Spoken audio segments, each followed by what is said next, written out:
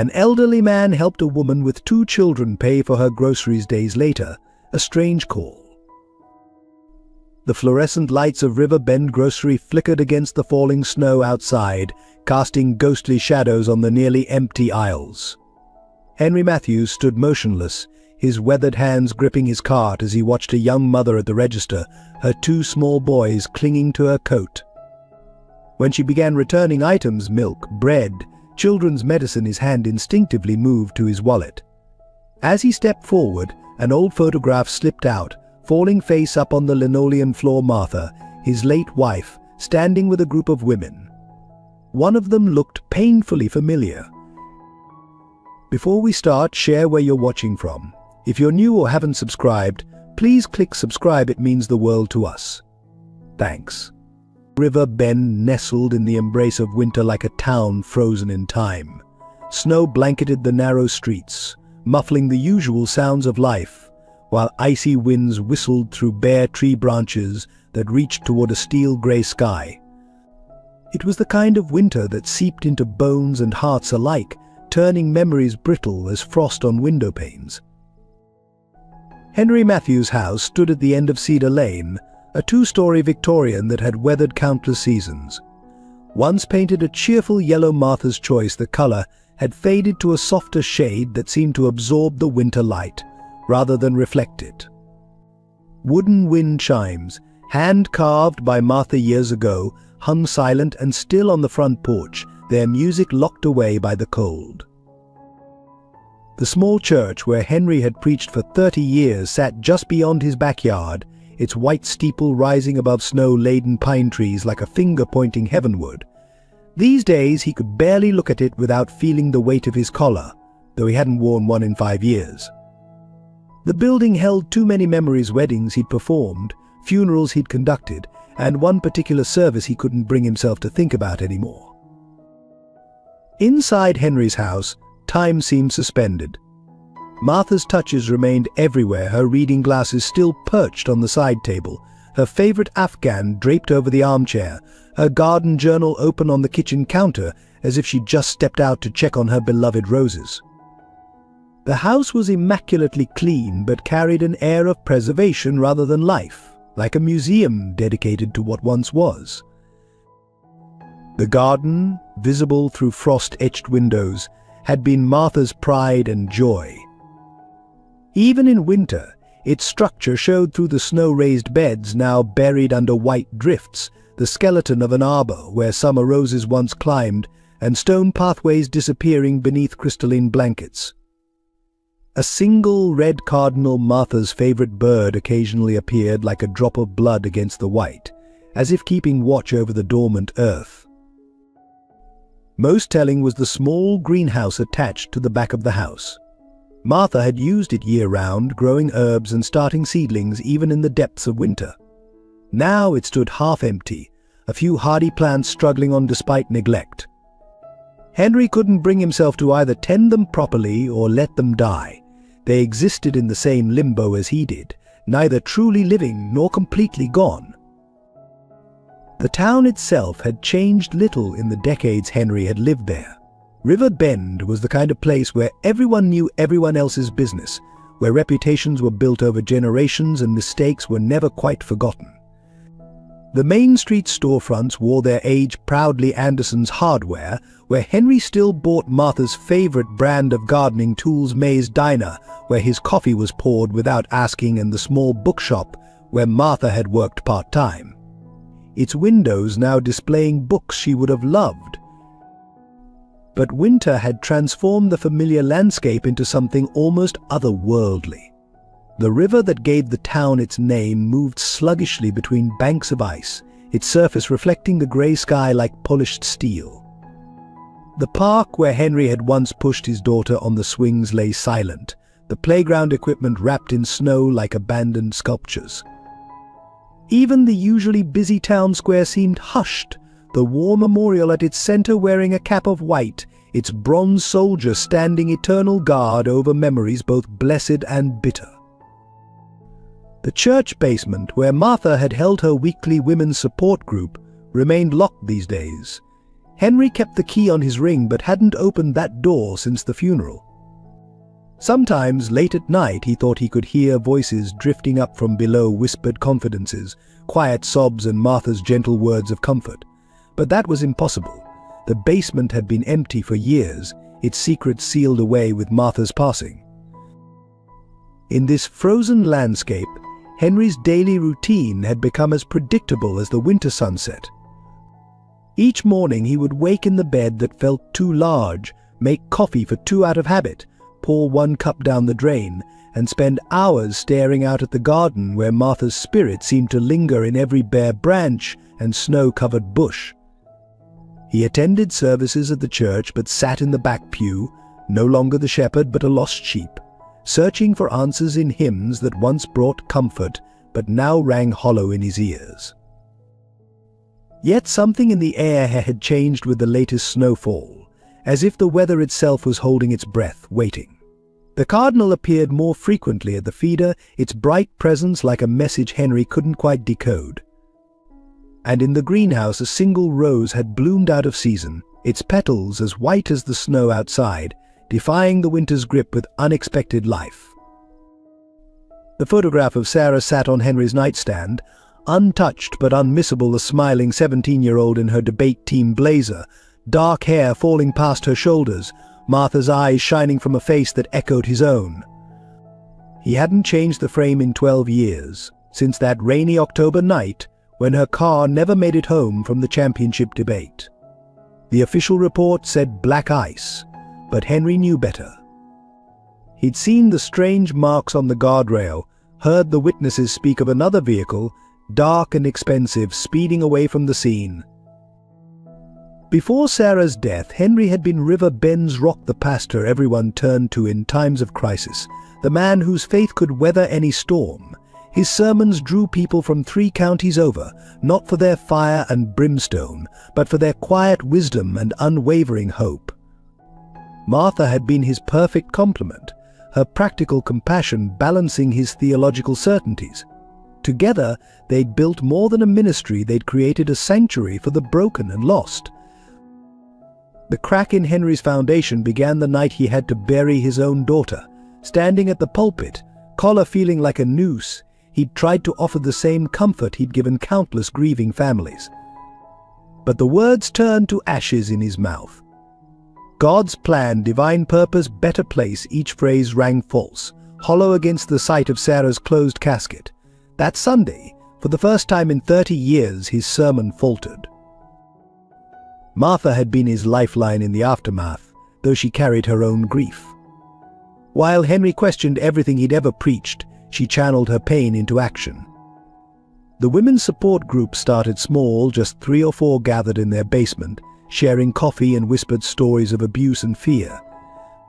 Martha never told Henry the details, honoring their confidentiality, but he would see them leave with straighter spines and lighter steps, as if they'd shed invisible burdens in that basement. Thomas, Martha's son from her first marriage, took Sarah's death differently. Already distant since his father's reappearance in his life, he withdrew completely after the funeral. His accusations still echoed in Henry's memory. "You spend all your time saving everyone else's family while yours falls apart." The words had cut deeper because they carried a grain of truth. Henry had always found it easier to help strangers than to bridge the gap with his stepson. But it was Martha's secret work that Henry discovered only after her passing that haunted him most. Hidden in their attic, he'd found boxes of carefully organized files, women's names, dates, photographs, detailed accounts of abuse. Martha had been running an underground network, helping women escape dangerous situations, connecting them with resources, sometimes even new identities. The scope of it stunned him. While he'd been preaching from his pulpit, she'd been fighting battles he never knew existed. One name in those files had frozen his blood: Sarah Matthews, potential witness. The entry was dated 3 days before her accident. The rest of the page was blank, as if Martha had been interrupted before she could write more. Or perhaps, more chillingly, as if she'd deliberately left it empty. When he'd tried to ask her about it, the cancer had already taken her voice. The day Martha died, the town lost more than a pastor's wife. They lost a guardian angel they never knew they had. Henry lost not just his wife of 30 years, but also his last chance at understanding Sarah's death. The church seemed colder after that, its walls holding too many questions and not enough answers. He resigned quietly, citing health concerns. No one argued they'd all seen how grief had aged him. Now, 5 years later, Henry lived in a limbo of his own making. He still attended services, but sat in the back pew where Sarah used to fidget through his sermons. The collar hung in his closet, a relic of a faith that felt as distant as his daughter's laughter. Thomas visited at Christmas and Easter, brief, awkward encounters that served only to measure the growing distance between them. Yet Martha's work lived on in unexpected ways. Sometimes women would approach him in the grocery store or at the gas station, whispering quick thank yous he didn't understand. Others would simply nod, their eyes carrying a weight of gratitude that made him wonder how much of Martha's network survived. He kept her files locked away, unable to destroy them but uncertain what to do with the responsibility they represented. The cardinal that visited his garden Martha had always said it was a sign of loved ones watching over you. These days, Henry wasn't sure what he believed anymore, but he kept Martha's bird feeder filled, just in case.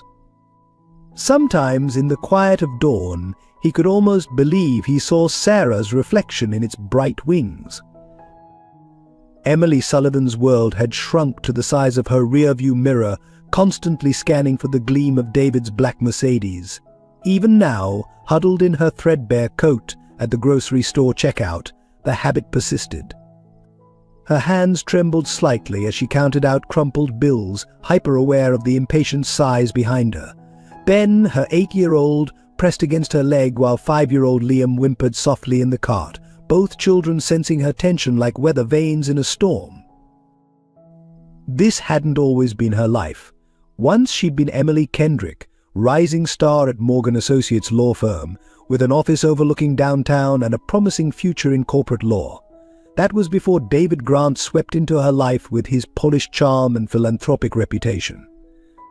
Their whirlwind romance had made local headlines, the prominent businessman and the beautiful young attorney. She'd been so dazzled by his public persona that she'd missed the warning signs, his subtle control of her schedule, his gradual isolation of her from friends and family, his insistence that she leave her job to focus on their future. The first time he hit her, she'd been pregnant with Ben. The argument had been about dinner, something trivial, overcooked salmon perhaps. His apologies afterward were as precisely calculated as his rage had been, complete with roses and tears. She'd believed him, wanted to believe him, especially when he placed his hand on her swollen belly and promised to be better. By the time Liam came along, she'd learned to navigate the minefield of David's moods, to anticipate the storms before they broke.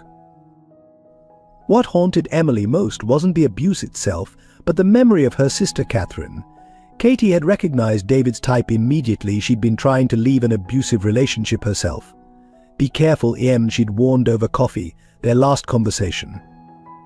Men like that don't change, they just get better at hiding. 3 days later, Katie's car went off River Bridge in what police ruled an accident. Emily had seen David's slight smile at the funeral, and she knew. But proving it was another matter entirely. The irony wasn't lost on her that she'd once been the kind of lawyer who could have helped Katie. Now, she could barely afford milk for her boys. David's influence ran deep in River Bend, every job application mysteriously rejected, every apartment rental suddenly unavailable.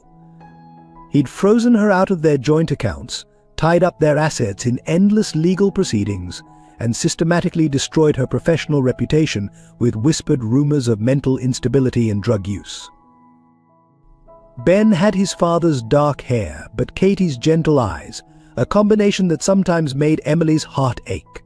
He'd grown too serious too soon, developing an almost preternatural ability to read moods and diffuse tensions. At 8, he shouldered responsibilities no child should bear, trying to protect his mother and brother with a fierce determination that both touched and terrified Emily. Liam, thank God, remembered less of the bad times. Still, he struggled with nightmares and separation anxiety, bursting into tears at sudden noises or raised voices. His kindergarten teacher had suggested counseling, but that required money and insurance, two things David had made sure Emily couldn't access. Their current home was a motel on the outskirts of town, paid for with what remained of Katie's life insurance money. Emily had chosen it carefully, single-story, multiple exits, helpful staff who didn't ask questions. Still, she knew it was temporary. David's reach was expanding like frost across a windowpane, gradual but relentless. Each day brought new pressures: the school questioning their living situation, social services making routine checks, David's lawyers filing motion after motion for full custody. The few allies she'd had initially had drifted away, worn down by David's subtle campaigns of intimidation or swayed by his public displays of concerned fatherhood. He played his role perfectly: the successful businessman worried about his children's welfare, the devoted father trying to protect his sons from their unstable mother. His charitable foundation's good works were regularly featured in local news, his donations to community causes strategically timed to maximize sympathy. Only Martha Matthews had seen through him. Emily had met her once, briefly at a women's shelter fundraiser. The pastor's wife had slipped her a card with a number just in case, her eyes conveying understanding that required no words. But Martha had passed away before Emily could find the courage to call, and the card was lost in one of their hasty moves. Now, watching her groceries being scanned, Emily faced the familiar mental calculus of survival. Medicine for Liam's asthma meant no fresh vegetables this week. New shoes for Ben would have to wait another month. Each decision felt like admitting defeat, yet she had no choice. The boys needed to eat, needed to stay healthy, needed to remain invisible enough that David might, just might, loosen his grip long enough for them to disappear completely. In her pocket, her phone vibrated another text from an unknown number. She didn't need to read it to know what it said. David was getting impatient. The fluorescent lights at River Bend Grocery buzzed overhead like trapped wasps, casting harsh shadows across nearly empty aisles. Outside, snow fell in thick, silent curtains, adding to the sense of isolation. Henry moved methodically through his usual Thursday evening routine, his cart containing the same items he'd bought every week since Martha's passing: one small loaf of bread, coffee for one, soup that would last 3 days. The sound reached him first, a child's muffled sob, followed by a mother's whispered comfort. "Just a little longer, baby. Please." The voice carried that particular strain he recognized from his pastoral days, the tone of someone trying to hold everything together with nothing but will and prayer.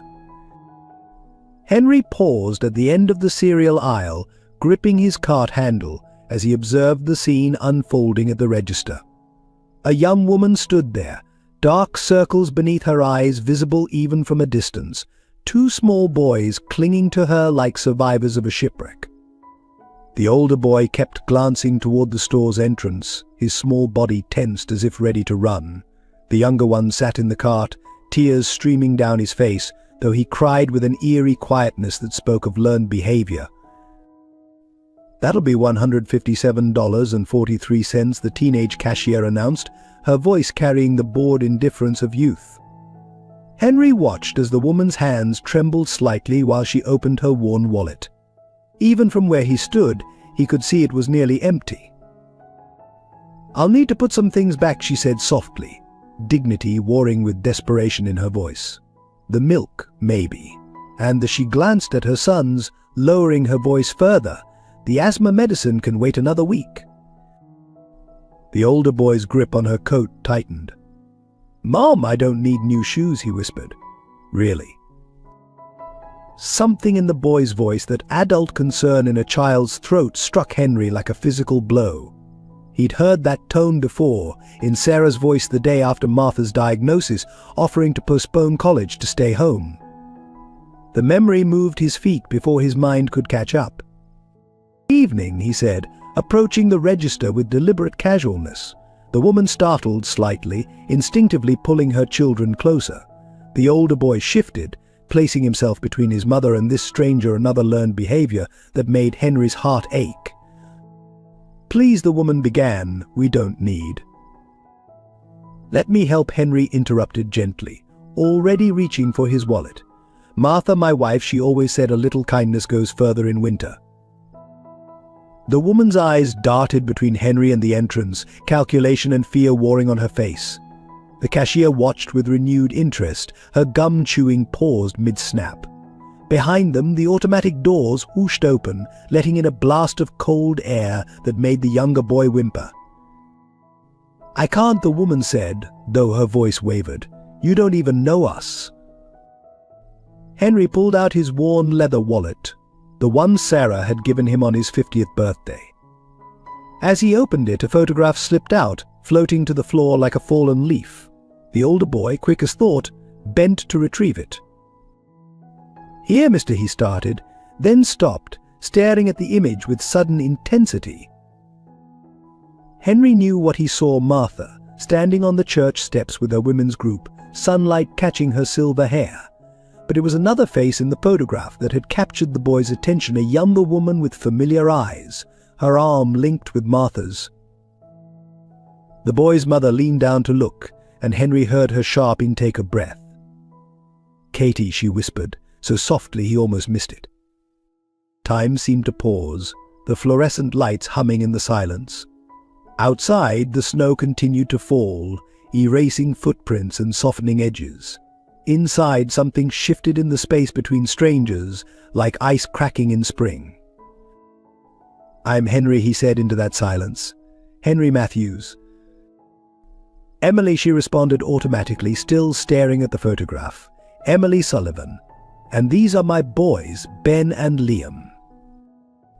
Henry nodded, then turned to the cashier. "We'll take it all," he said firmly, handing over his credit card. "The shoes too." As the cashier rang up the purchase, Henry noticed Emily's hands had stopped trembling. Ben still stood protectively close to his mother, but his shoulders had relaxed slightly. Little Liam watched the grocery bags being filled with the intensity only a hungry child can muster. "Thank you," Emily said finally, her voice thick with emotion she clearly fought to control. "But I don't know how." "You don't have to know," Henry replied, echoing words he'd heard Martha say countless times in that church basement. "Sometimes accepting help is all we can do." As they walked toward the exit, the snow swirling beyond the glass doors, Henry noticed the security camera in the corner blinking its red eye steadily. Later, he would remember this detail with a mix of gratitude and dread. The phone rang at 11:47 p.m., its shrill tone cutting through the winter silence like a knife. Henry sat in his usual chair, Martha's Bible open but unread in his lap, watching snow drift past the window. He hadn't expected any calls. Nobody called at this hour anymore, not since he'd retired from the ministry. His hand hesitated over the receiver, remembering too many late-night emergencies, too many tragedy bearing rings. "Hello," his voice cracked from disuse. "Mr. Matthews," the voice was barely a whisper, edged with desperation. It's Emily." From the grocery store, a pause, filled with the sound of muffled crying in the background. "I wouldn't call, but..." "What's wrong?" Henry was already standing, pastoral instincts kicking in despite the years. "They're evicting us." Tonight, Emily's voice broke. "The motel owner said there were complaints, but I know it's David, my ex. He must have. The boys are sleeping in the car, but it's so cold, and Liam's asthma." Through the receiver, Henry could hear the wind howling, imagining Emily huddled in some parking lot, trying to shield her children from more than just the weather. The temperature had dropped below freezing hours ago. "Where are you?" he asked, already reaching for his coat. "At the Shell station on Cedar." Another pause. "Mr. Matthews, I'm not asking for. I just thought, because of Katie's picture, maybe you'd know somewhere safe we could go. Just for tonight." Henry looked around his empty house, at Martha's chair gathering dust, at Sarah's photo smiling from the mantel. The cardinal that had been visiting his garden appeared at the window, impossibly bright against the snow-dark night, watching him with dark eyes. "I have room," he said quietly. The house is too big for just me anyway." "Oh no, I couldn't." Emily started, but a fit of coughing in the background cut her off. "Liam, honey, try to breathe slowly, remember." Emily Henry's voice took on the tone he'd used countless times in council, firm but gentle. "Martha would never forgive me if I left children out in this cold. Neither would Katie." The silence that followed was heavy with unasked questions. Finally, Emily spoke, her voice small against the winter night. "Are you sure? People will talk."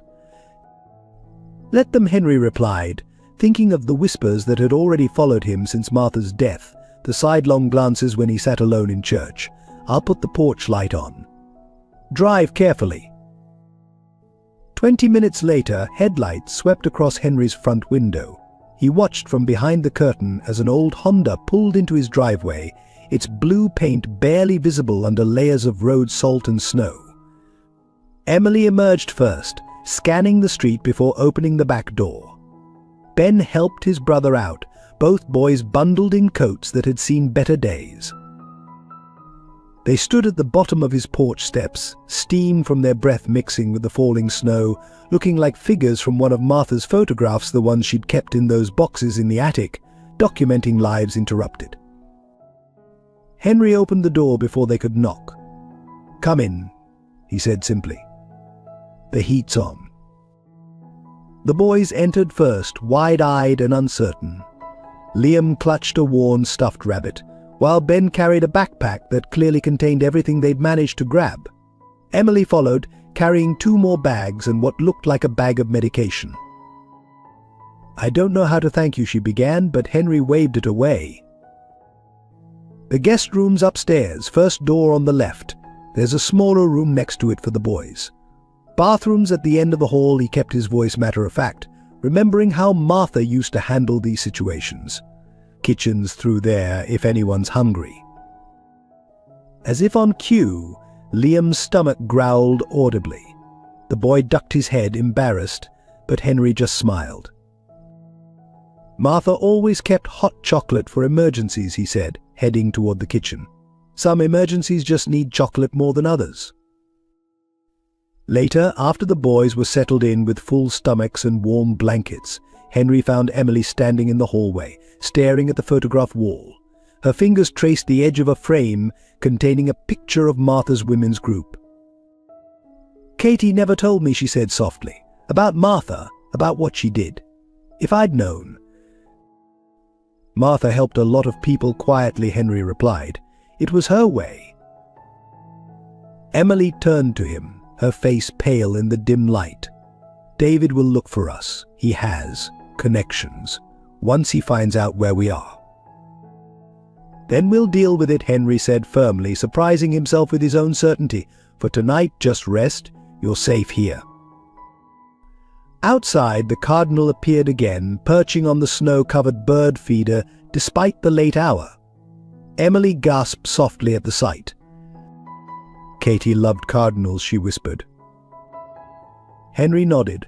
Remembering Martha's words, "God sends them to watch over us," he wasn't sure he believed that anymore.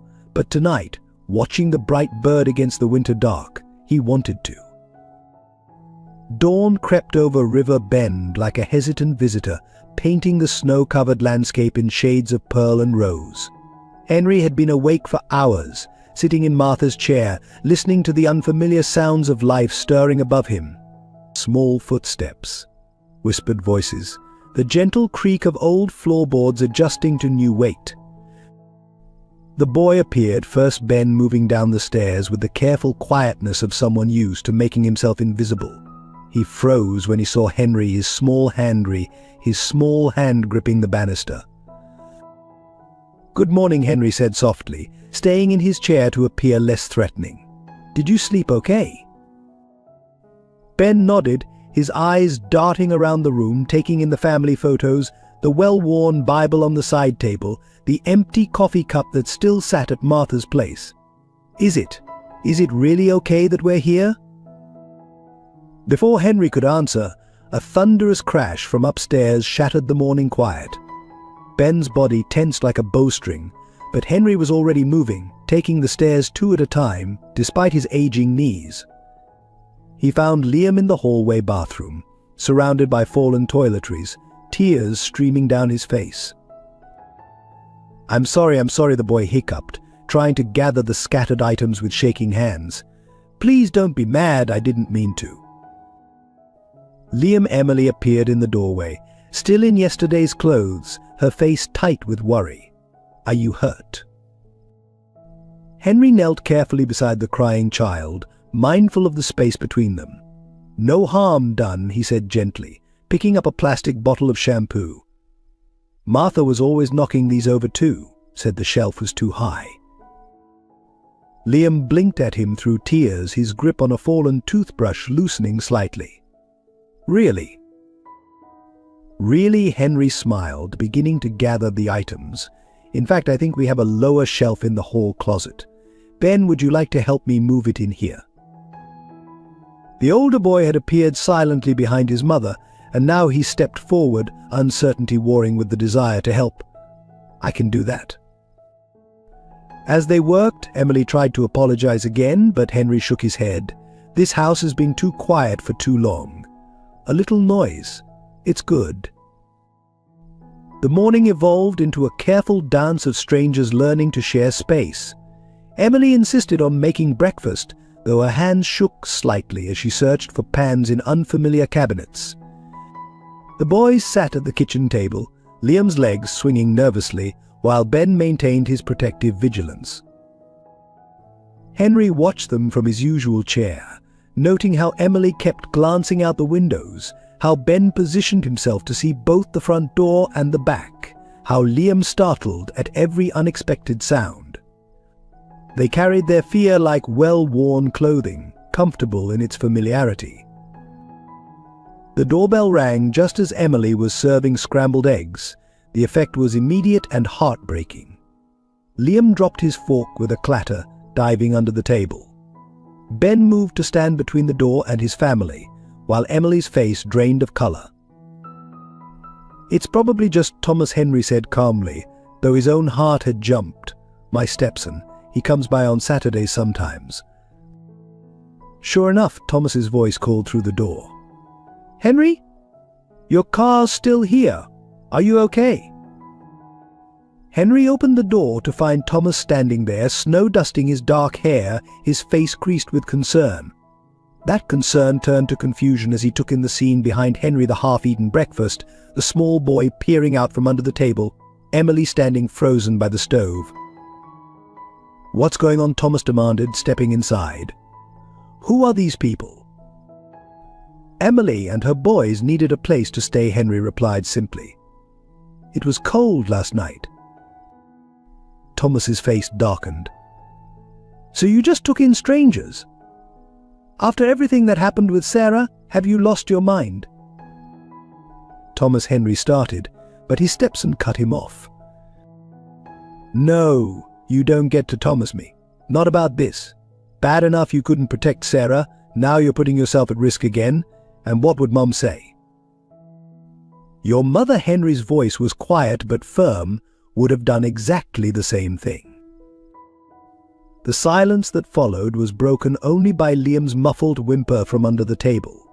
Emily had moved to stand behind her sons, one hand on Ben's shoulder, ready to gather them and run if needed. Thomas looked at them, really looked, and something in his expression shifted.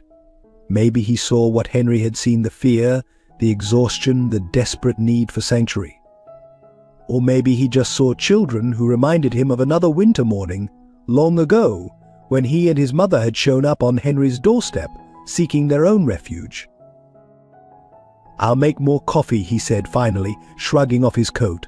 You still keep the filters in the same place. The tension in the room eased slightly. Liam crawled out from under the table, though he kept close to his mother. Ben's shoulders relaxed incrementally. Emily released a breath she'd been holding for what seemed like hours. Outside, snow began falling again, soft and steady. The cardinal appeared at the feeder, bright against the white world, as if approving this fragile new arrangement.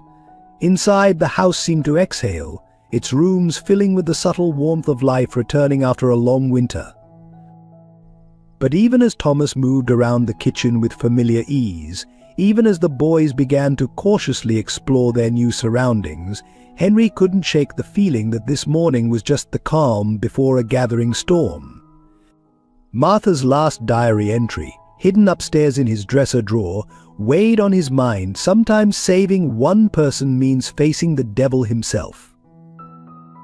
He hadn't understood those words when he'd first read them. Now, watching Emily help her son settle into breakfast, he was beginning to. If this story has touched your heart and you'd like to hear more tales of hope, redemption, and the quiet heroes among us, please consider subscribing to our channel. Each subscription helps us continue sharing these powerful stories that remind us of the extraordinary kindness living in ordinary moments. Thank you for being part of our journey. The news traveled through River Bend with the speed of winter wind. By Monday morning, whispers filled May's diner, slipped between aisles at Anderson's Hardware, and echoed through the church vestibule. Henry Matthews, the former pastor, had taken in Emily Sullivan and her boys. More significantly, he'd taken in David Grant's ex-wife and children. David learned of it while having breakfast at the country club, the morning paper spread before him like a battle map. His secretary mentioned it casually, scrolling through her phone. "Isn't that your Emily?" she asked, showing him a social media post someone had spotted them at Sunday service, sitting in Henry's usual pew. The coffee cup in David's hand never trembled. His expression remained pleasant, but those who knew him well would have recognized the dangerous stillness that settled over him, like ice forming over deep water. "How interesting," he said softly, his voice carrying the smooth polish of old money and practiced charm. "Henry Matthews, wasn't he the one whose daughter had that tragic accident years ago?" That afternoon he made 3 calls. The first to his private investigator, requesting everything on Henry Matthews, particularly regarding Sarah Matthews' death. The second to his contact at the police department, inquiring about the legality of a single man housing a woman and her children. The third to his lawyer, discussing custody arrangements and child welfare concerns. By evening he had a preliminary report. Henry Matthews, widower, former pastor, living on a modest pension. His daughter's death remained technically unsolved, though David noted with interest that the investigating officer had been reassigned shortly after questioning certain witnesses. Martha Matthews had been involved in women's advocacy work, the extent of which was oddly difficult to trace. Most intriguingly, Martha Matthews' women's group had once included Catherine Kendrick, Emily's dead sister. David stood at his office window, watching snow fall on his manicured lawn, and smiled. The pieces were arranging themselves beautifully. The confrontation, when it came, was carefully staged. David waited until Wednesday evening, timing his arrival at Henry's house perfectly, just as children would be preparing for bed, when disruption would be most unsettling. He pulled up in his black Mercedes, its polished surface reflecting the porch light like liquid shadow. Henry opened the door before he could knock. The older man stood straight despite his years, filling the doorframe with quiet authority. Behind him, David caught a glimpse of his son's Ben's protective stance in front of Liam, Emily's pale face in the kitchen doorway. "Mr. Matthews," David's voice dripped courtesy like honey masking poison. "I believe you have something that belongs to me?" "They're not property," David Henry's response was calm, measured. "And they're not yours anymore." David stepped closer, lowering his voice. "You don't know what you're getting involved in, old man. Emily's unstable. Ask anyone in town. She needs supervision, structure. The boys need their father." "They need safety," Henry replied, not moving an inch. "They need peace." "Peace?" David laughed softly. "Is that what you gave Sarah? Peace?" The blow landed. He saw it in the slight flinch around Henry's eyes, but the older man's stance didn't waver. "You've made your point," Henry said. "Now leave." David's smile widened fractionally. "You know what happens to people who interfere with my family, don't you? Ask your friend Russell." "Oh wait," he paused deliberately. "You can't. He disappeared right after Sarah's accident, didn't he? Color drained from Henry's face, but his voice remained steady. Is that a threat, Mr. Grant? A reminder. David adjusted his Italian leather gloves. Things have a way of happening to people who cross me. Tragic accidents, financial troubles, criminal investigations. He glanced meaningfully at the house. It would be a shame if someone reported suspicious behavior. A single man housing a vulnerable woman and children. You won't touch them. The steel in Henry's voice was startling, a glimpse of the man he must have been in his prime. We'll see. David turned, his shoes crunching in the snow. Tell Emily I'll be seeing her in court. Soon. As he drove away, David watched in his rearview mirror as Henry closed the door. His smile never wavered. The game was set now to let fear do its work. Emily would run again, she always did, and this time she'd leave the boys behind. What he didn't see was Henry's hand trembling as he reached for the phone, or the way Emily clutched Sarah's photograph, or the cardinal watching from its perch in the snow-laden oak tree, bright as blood against the winter white. He didn't see, but Martha would have. She would have recognized the look in his eyes. She'd seen it before, in other men who thought their power made them gods. The diner sat on the edge of town, its neon sign flickering weakly against the pre-dawn darkness. Henry nursed a cold cup of coffee, watching snow accumulate on his windshield. He'd been there since 5 a.m., following a lead from Martha's diary, a cryptic entry about always taking breakfast at Pete's early shift. The bell above the door chimed. A man entered, shoulders hunched against the cold mid-50s, unremarkable in his beige coat and sensible shoes. But Henry recognized him from Martha's photographs. Russell Carter, David's former right-hand man, who'd vanished the week after Sarah's accident. Russell froze halfway to his usual booth, sensing Henry's presence. Their eyes met in the street mirror behind the counter. Pastor Matthews. Russell's voice was soft, careful. I wondered when you'd find me. Not pastor anymore, Henry replied, gesturing to the empty seat across from him. Just a concerned citizen. Russell slid into the booth, his movements measured. A waitress appeared with his usual order: black coffee, wheat toast, before he could speak. They sat in silence until she moved away. You're harboring Emily Sullivan, Russell said finally, stirring sugar into his coffee with mechanical precision. That's dangerous. So was helping Sarah gather evidence against David. Henry countered quietly. Wasn't it? Russell's hand stilled. The spoon clinked against porcelain like a tiny bell. You know about that. Martha kept records. Henry pulled out a weathered envelope, including Sarah's last email to her, mentioning a helpful insider named Russell. Your wife, Russell stared into his coffee, was a remarkable woman. She knew what David was, long before any of us. And now?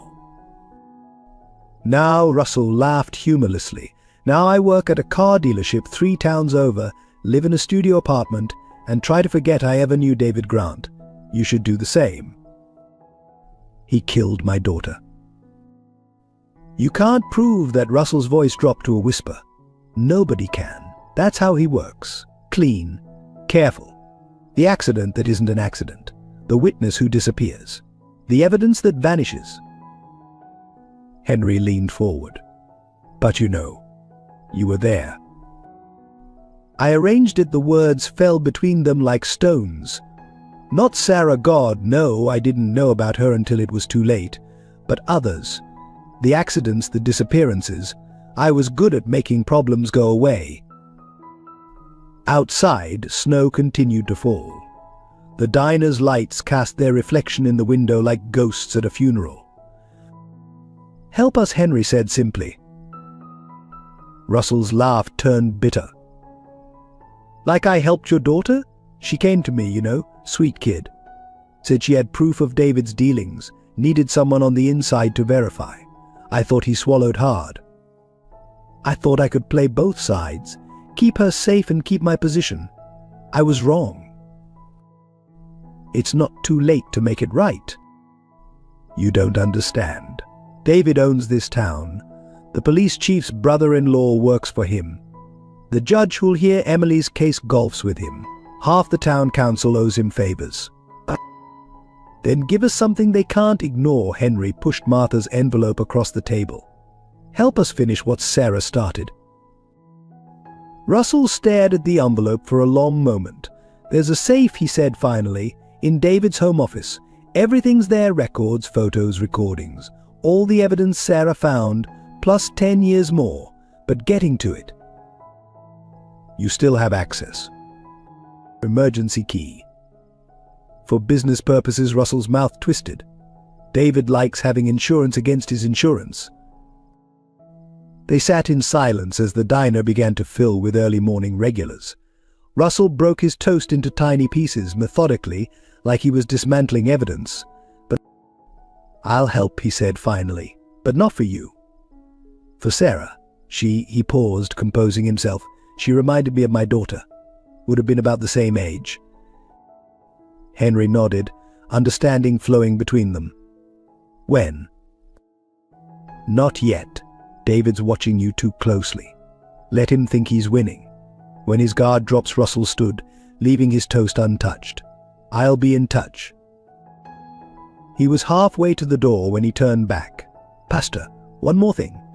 The night Sarah. There was someone else in the car. A woman. She survived, barely. David has her in a private facility upstate. Henry's heart stopped. Who? Catherine Kendrick. Emily's sister. She's been in a coma for 12 years, but she's alive. And she's the only eyewitness we have. The bell chimed as Russell disappeared into the snowy morning, leaving Henry sitting there, his cold coffee forgotten.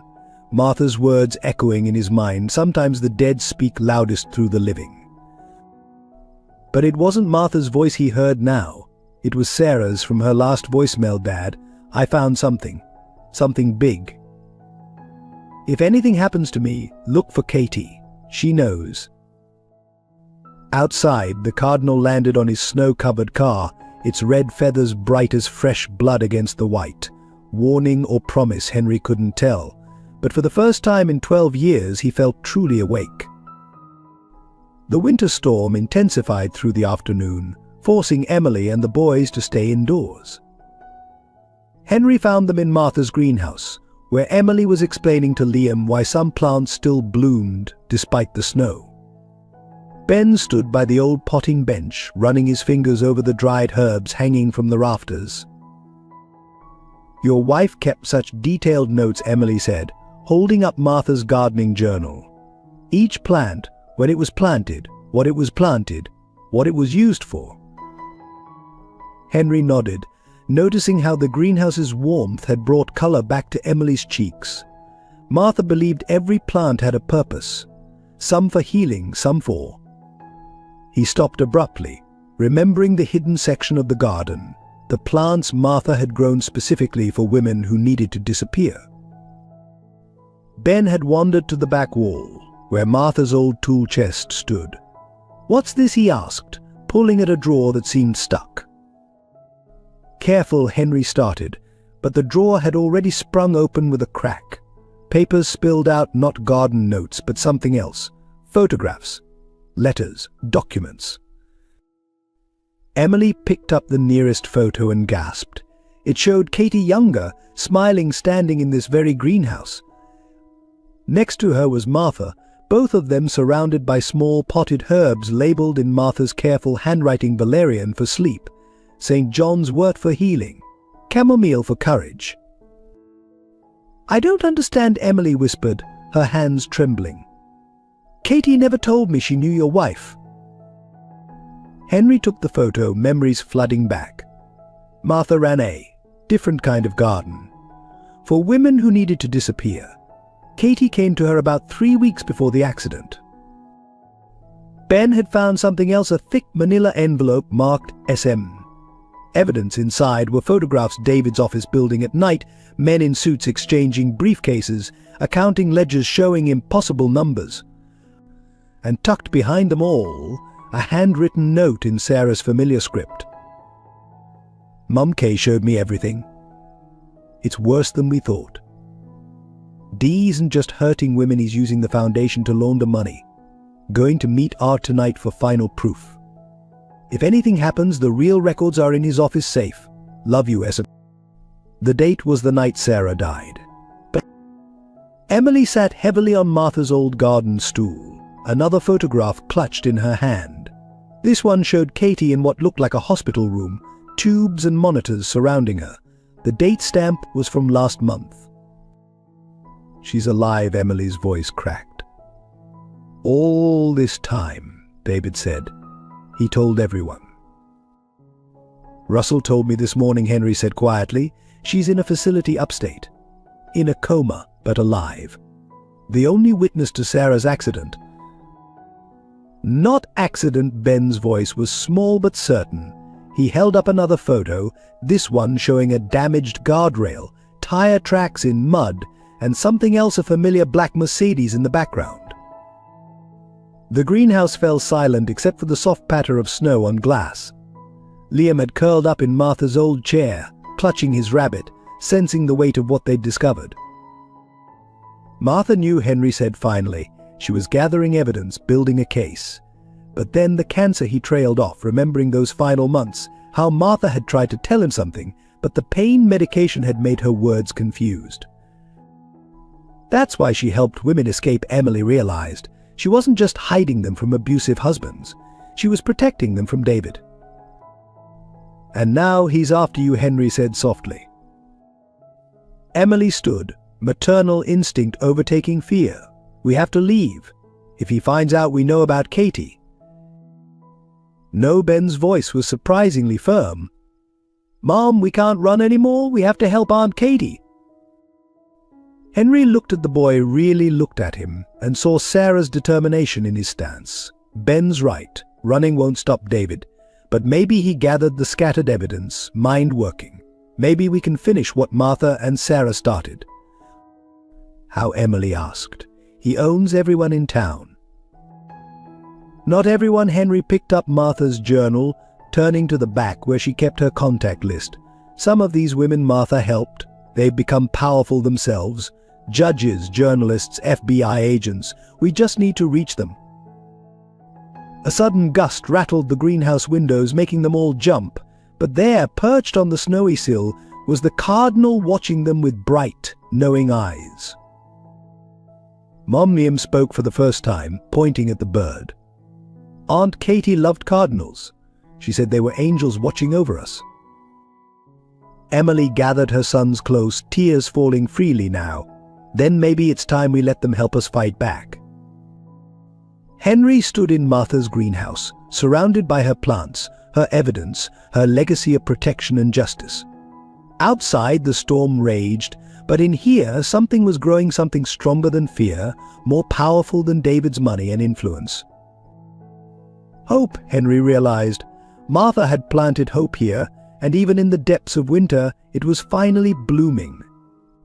The first morning of their second week, Henry woke to the smell of coffee and the sound of muffled laughter.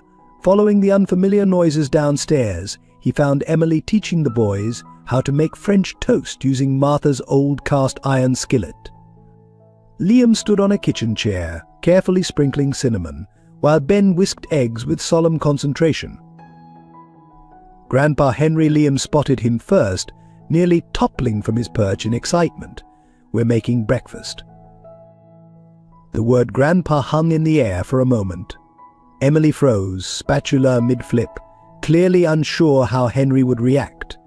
But Henry felt something in his chest loosen. A knot he hadn't known was there. Smells better than my usual toast, he said, settling into his chair. The one next to Martha's still sat empty, but somehow it didn't ache quite as much this morning. Life settled into new patterns, fragile as frost but growing stronger each day. Emily insisted on contributing, using her legal training to help Henry organize Martha's files during the day while the boys were at school. They worked in the greenhouse, sorting through evidence and memories, building a case piece by piece. The neighbors noticed, of course. Riverbend wasn't a town that missed much. Mrs. Anderson from the hardware store stopped bringing Henry his weekly casserole, her disapproval evident in pursed lips and whispered conversations. The church ladies who'd once sought his counsel now crossed the street to avoid him. But others surprised him. May from the diner started sending extra cookies home for those growing boys. Old Jim Taylor, who'd lost his wife the same year as Martha, dropped off a box of his boys' old winter clothes without a word. And though some parents pulled their children away, Ben and Liam gradually made new friends, kids who didn't care about adult prejudices. The town divided itself quietly but definitively. Those who believed David's carefully crafted narrative of a concerned father and unstable ex-wife. Those who remembered Martha's quiet work and chose to trust Henry's judgment. And those who watched and waited, reserving judgment but noting every detail. One Sunday morning, as they walked to church through fresh snow, an SUV slowed beside them. Henry tensed, instinctively moving between Emily and the vehicle, but it was just Thomas, looking uncomfortable but determined. "Need a ride?" he asked gruffly. "Too cold for the kids to walk." The boys looked to their mother, who looked to Henry. He nodded, understanding the olive branch for what it was. Inside the warm car, Thomas cleared his throat. "Listen, about what I said before. Mum would have wanted he trailed off, then tried again. I've been helping at the youth center, seeing some of these kids, what they go through at home. Maybe I understand better now." The church itself presented another challenge. They sat in Henry's usual pew, aware of the stares and whispers. Halfway through the service, Liam's asthma flared up, his breathing becoming labored.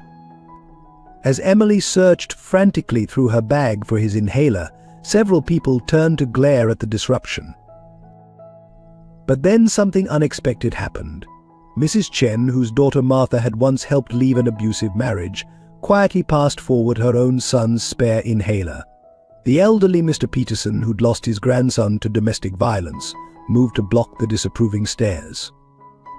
By the time the hymns started, a small circle of protection had formed around them. At home, life continued its delicate dance of healing. Henry discovered Liam had Martha's gift with plants, spending hours in the greenhouse learning each flower's name and purpose. Ben, quieter but equally observant, began helping Henry organize the evidence they'd found, his young mind making connections adults might miss. Emily blossomed too, though more cautiously. Henry would find her in Martha's study late at night, poring over legal documents, building a case piece by piece. Sometimes she'd look up and catch him watching, and they'd share a moment of understanding, both wounded healers trying to make something right. The hardest moments came unexpectedly. Liam waking from nightmares, crying for a father he both missed and feared. Ben flinching at sudden movements, his body remembering what his mind tried to forget. Emily starting at every car that drove past, every phone that rang. But there were beautiful moments too. The day Ben found Martha's old chess set and spent hours learning from Henry, his strategic mind quickly grasping the game's complexities. The evening Liam proudly served them tea, made from herbs he'd helped tend in the greenhouse. The first time Emily really laughed, head thrown back, guard completely down at some silly joke Thomas made during Sunday dinner. One night Henry found Emily sitting in Martha's chair in the garden, wrapped in an old quilt, staring at the stars. "I keep waiting," she said softly, "for it all to fall apart, for David to find a way to take them, for the town to turn against us completely, for you to realize we're too much trouble." Henry settled into his own chair, considering his words carefully. Martha used to say that trust is like her winter roses, it blooms despite the cold, but only if you give it room to grow. Your wife was a wise woman. Yes, Henry agreed, watching the cardinal settle into its night roost nearby. She also said that family isn't about blood, it's about who stays when the storm comes. Emily wiped her eyes quickly. "The boys. Calling you Grandpa. I hope that's okay."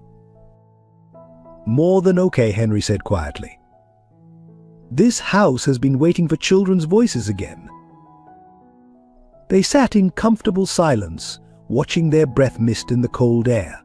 Inside, they could hear the boys laughing at something on TV, their voices carrying through the old windows, the sound wrapped around them like a blanket, warmer than any quilt. "We're going to fight him," Emily said finally, her voice stronger. "Aren't we?" "Yes," Henry replied, thinking of Sarah, of Katie, of all the women in Martha's files. "And this time we're not fighting alone." The cardinal ruffled its feathers, settling in for the night. Above them, stars pierced the winter sky like promises waiting to be kept. The evidence began to accumulate like snowfall, quietly at first, then with gathering weight. Russell's help arrived in cryptic messages, locker keys left in Henry's mailbox, USB drives hidden in Martha's old prayer books at church, photos slipped under the greenhouse door during the night. David's empire, they discovered, was built on quicksand. His charitable foundation, celebrated for helping domestic violence victims, was actually a sophisticated money laundering operation. The women's shelters he funded became places to identify vulnerable targets. His network of private investigators, supposedly vetting potential donors, were actually gathering blackmail material. Emily worked through the nights, her legal training transforming raw data into a cohesive narrative. Her hands trembled less now when handling documents, replaced by a cold fury as she uncovered familiar patterns, other women who'd lost children, jobs, reputations to David's machinations. "Look at this," she said one evening, spreading papers across Martha's old desk. "The foundation's donations spike right before each accident. It's like he's laundering not just money, but violence itself." Henry studied the timeline she'd created. Sarah's death, Katie's accident, and dozens of other tragedies lined up with suspicious financial transactions, but proving it would require more than circumstantial evidence. "We need the contents of that safe," he muttered, rubbing his tired eyes. "And we need to find Katie," Emily added, her voice catching. "The facility where they're keeping her, it has to be in these records somewhere." Ben, who'd taken to doing his homework in Martha's study, looked up from his math book. "What about the flowers?" They turned to him, confused. He pointed to a photograph of David's office. "The flowers on his desk, they're from Anderson's. Mrs. Anderson always puts that blue ribbon on her arrangements."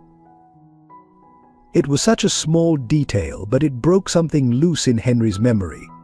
Martha used to say Mrs. Anderson knew everyone's secrets because she delivered to all the important offices. Emily straightened, understanding dawning. And David's office would need regular deliveries. For his weekly fresh flowers, Henry finished. Which means a delivery schedule. Access to the building. Times when the office is empty. Emily was already reaching for her phone, then hesitated. "But Mrs. Anderson, she's been cold to us since we arrived." Henry stood, decision made. She wasn't always. Not when Martha was alive. They found Mrs. Anderson closing up her shop, winter darkness falling early. She stiffened when she saw them approach, but Henry spoke before she could turn away. "Helen," he said softly, using her first name for the first time in years. "We need to talk about Martha's work." Her hand stilled on the lock. "I don't know what you mean." "The women she helped. The ones who came to her first through your shop." Mrs. Anderson's shoulders sagged slightly. "That was a long time ago, Henry." "Not so long. Not for the ones still trapped. Not for Katie." She turned then, her face pale in the street light. "Catherine Kendrick." "But she's alive." Emily stepped forward. "My sister is alive, and David's keeping her hidden. Please, you must have seen things, delivering to his office all these years." The florist looked between them, conflict clear on her face. Finally, she unlocked the door. "Come in, but be quick about it." Inside, surrounded by the sweet scent of winter blooms, Mrs. Anderson pulled out a thick ledger. "I keep records of all deliveries, times, dates, who signed for them. Sometimes, I see things I'm not meant to see. She opened to a marked page. 2 years ago, I delivered early arrangements for a board meeting. There was a file open on his desk about a private care facility upstate. Sunny Grove, it was called. I remembered because Henry prompted gently. Because the letterhead matched some papers Martha had shown me once, about another woman who'd disappeared. Emily's hands shook as she copied down the information. What about his office? Security? Schedule? Mrs. Anderson's lips tightened, but she nodded slowly. I deliver every Monday and Thursday. Fresh arrangements for his desk and conference room. Always at 8:30 a.m. when he has his weekly management meeting on the 3rd floor. His secretary takes coffee at 8:45, like clockwork. The security cameras. She paused, then seemed to make a decision. The security cameras loop for 3 minutes during system backup. Every day at 8:40 a.m. Helen Henry reached for her hand. Thank you. She pulled away, but her eyes were wet. Don't thank me. I should have said something years ago. When Catherine, she straightened her shoulders. Martha would be proud of you both. Just be careful. David, he notices things, small changes. They left with delivery schedules, building layouts, and something more valuable, an ally who saw everything and said nothing but remembered it all. That night, after the boys were asleep, Emily and Henry sat in the greenhouse, adding Mrs. Anderson's information to their growing case file. It's not enough, Emily said frustratedly. Even with Russell's evidence, even knowing where Katie is, we need what's in that safe. Proof that connects everything. We'll get it, Henry assured her, though his stomach churned at the thought of what that might require. A sudden movement caught their eye, the cardinal, landing on the greenhouse roof despite the late hour. Through the frosted glass, its shape looked almost like a hand pointing toward the old tool chest. Emily opened the drawer they'd found Martha's files in, reaching deeper this time. Her hand caught on something, a small key taped to the back. Henry, she breathed. Look at the marking. He squinted at the worn metal, then sat back heavily. On the key's head was a familiar logo, the same security company that protected David's office building. Martha's final gift to them, hidden away like a seed waiting for spring. Now they just had to decide whether to use it and who to trust with their one chance at justice. The coldest winter in decades gripped River Bend like a fist, bringing with it new trials. The old house's heating system groaned under the strain, forcing them to cluster in the kitchen and greenhouse for warmth. Emily stretched her meager savings to cover rising utility bills, while Henry pretended not to notice when she skipped meals to ensure the boys had enough. School became its own battlefield. Ben's grades began to slip, not from lack of ability but from the weight of watchful eyes. Some teachers who attended David's church and believed his version of events marked him more harshly. Others, remembering Sarah's bright mind, tried to protect him but only drew more attention to his situation. Mrs. Reynolds asked about the bruise on my arm today, Ben confided one evening, helping Henry organize Martha's files. I told her I fell during gym, but she kept asking questions. The bruise had actually come from protecting Liam during a nightmare, when his little brother had thrashed in his sleep. But how could they explain that without raising more concerns? Liam's struggles were more visible. His asthma worsened with the cold, each attack bringing worried looks from teachers and whispered conversations about proper medical care. The school nurse, who golfed with David's sister, began keeping detailed records of every visit. They're building a case, Emily realized one night, reviewing the notes she'd requested from the school. They're going to say I can't provide adequate care. The financial strain showed in 100 small ways. Outgrown boots held together with duct tape. Homework done by candlelight to save electricity. The carefully measured portions at dinner, Emily and Henry both claiming they'd eaten earlier so the boys could have seconds. But winter brought gifts too, unexpected moments of grace in the frozen days. Like the morning they woke to find bags of groceries on the porch anonymous, but Henry recognized May's handwriting on a cookie box. Or the day Liam's teacher, Mrs. Chen, quietly slipped an extra inhaler into his backpack just in case. The greenhouse became their sanctuary. Even on the coldest days, Martha's careful planning kept it warm enough for the plants to thrive. Emily started an indoor vegetable garden, small but providing fresh food when their budget was tightest. Liam discovered he could breathe easier among the growing things, while Ben found peace tending the herbs his aunt had once used. Henry watched them work, seeing Martha's gentle spirit living on in their careful hands. But he also noticed how Emily jumped at every car door, how Ben positioned himself between windows and his family, how Liam struggled to sleep without his mother in sight. The town's division grew starker as winter deepened. Some neighbors turned away when they passed. Others made a point of speaking loudly about proper family values and children's welfare, but a quiet resistance formed two small kindnesses left like breadcrumbs in the snow. Thomas surprised them all by becoming their strongest defender. He started attending every school event, his presence a silent challenge to anyone who might question the boys' new family structure.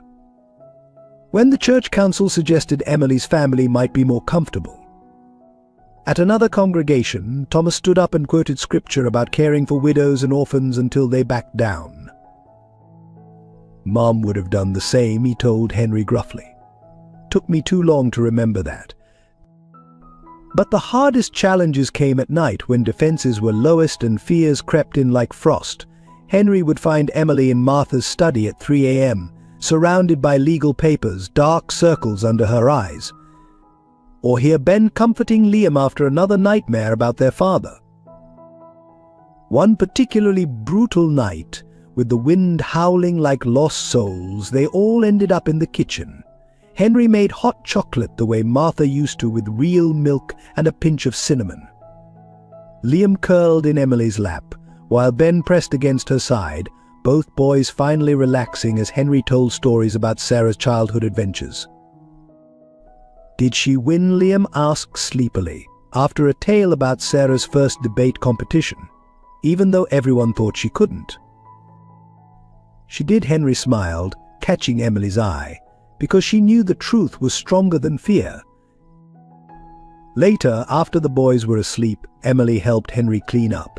Sometimes I think we should leave, she admitted quietly. Find somewhere David can't reach. You've done so much already, risked so much. Martha used to say that running from evil only gives it more territory, Henry replied, hanging up the dish towel. Besides, you're family now, and family stands together. The cardinal appeared at the window then, despite the late hour and storm. Its red feathers glowed against the darkness like a beacon. Katie loved storms, Emily whispered, watching the bird. Said they reminded her that even the scariest things pass eventually. She straightened her shoulders.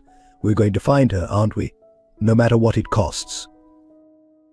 Henry thought of Sarah, of Martha, of all the women who'd sought shelter in this house over the years. Yes, he said simply, we are. They stood together in the warm kitchen, listening to the storm rage outside and the soft sounds of sleeping children upstairs. The old house creaked and settled around them, but it held firm against the wind. Like them, it had weathered worse storms than this. In the study, Martha's files waited with their burden of truth. In the greenhouse, spring seeds lay dormant, holding promise of renewal. And somewhere upstate, Katie slept her unnatural sleep, keeping secrets that could bring David's empire crashing down. They just had to survive the winter first. Outside, the cardinal remained at its post, watching over them all with bright, knowing eyes. The storm could rage, the town could whisper, and David could plot, but in this house something stronger than fear was growing. The county courthouse loomed against the winter sky like an ancient fortress, its granite steps glazed with ice. Emily clutched a folder of evidence to her chest while Henry helped the boys navigate the treacherous approach. Inside, the marble halls echoed with whispers that followed them like shadows. David was already there, holding court in the lobby with his usual entourage: expensive lawyers, character witnesses, and sympathetic reporters from the local paper. He'd orchestrated the scene perfectly, the concerned father in a perfectly tailored suit, his charitable foundation's pin glinting on his lapel. "Ready," Henry murmured, feeling Emily tremble beside him. Before she could answer, Russell appeared at the far end of the hall. Their key witness, the linchpin of their case. He caught Henry's eye and nodded slightly. But something in that nod sent a chill down Henry's spine. It was too deliberate, too practiced. Judge Eleanor Martinez presided, her silver hair pulled back severely, her reputation for fairness their only hope. The gallery filled quickly, half with David's supporters, half with the smaller but determined group including Thomas, May from the diner, and Mrs. Anderson clutching her delivery logs.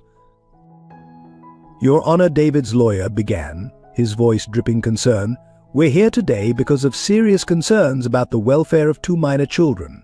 My client, a respected businessman and philanthropist, has documented evidence of unstable behavior by his ex-wife. The attack was methodical, brutal in its precision.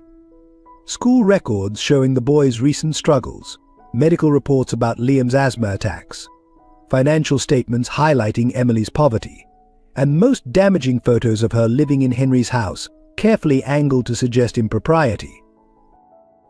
Emily sat rigid, her face pale but composed. Henry watched her hands grip the table edge, knuckles white, as her past was twisted into ammunition against her. Then Russell took the stand. "Mr. Carter," David's lawyer smiled benevolently, "you worked closely with Mr. Grant for many years. What can you tell us about his character?" Russell cleared his throat, glancing at Henry with something like regret. "David Grant is a man who cares deeply about family. I've seen him work tirelessly to protect women and children through his foundation." Henry felt the blood drain from his face. This wasn't the testimony they'd prepared. Beside him, Emily made a small sound like a wounded animal. But then Judge Martinez leaned forward. "Mr. Carter, are you the same Russell Carter who witnessed Catherine Kendrick's accident 12 years ago?" The question landed like a thunderbolt. Russell's carefully constructed facade cracked. David's lawyer jumped up. "Objection. Relevance." "I'll allow it." Martinez's eyes narrowed. "Please answer the question, Mr. Carter." The courtroom held its breath. Russell looked at David, then at Henry, then at the boys sitting quietly behind their mother. Something shifted in his face, fear giving way to a different kind of terror. "Yes," he whispered. Then stronger, "Yes, I was there. Both times. For Katie's accident and for Sarah Matthews." David's lawyer moved to interrupt, but Russell pressed on, words tumbling out like a confession. They weren't accidents. David ordered them. Katie, because she knew about the foundation's real purpose. Sarah, because she had proof. "I helped cover it up. I helped him hurt so many women." Chaos erupted. David's lawyers huddled frantically. The gallery erupted in gasps and murmurs, but Judge Martinez's gavel cut through it all. "Mr. Grant," she said icily, "would you care to address these allegations?" David stood, his composure perfect save for a slight tick in his jaw. "Your Honor, clearly Mr. Carter is unwell. These ridiculous accusations are supported by evidence." Emily's voice rang out clear and strong. She stood, pulling Martha's files from her briefcase, financial records showing patterns of violence coordinated with foundation activities, witness statements, and, most importantly, Katie's location.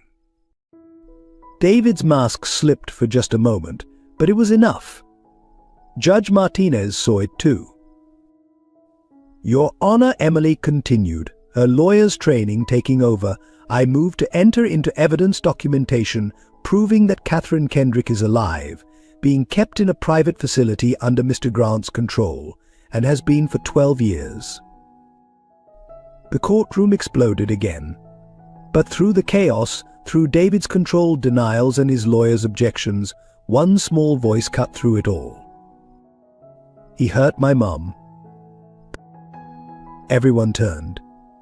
Ben stood, his small frame straight as an arrow, Katie's eyes blazing in his father's face.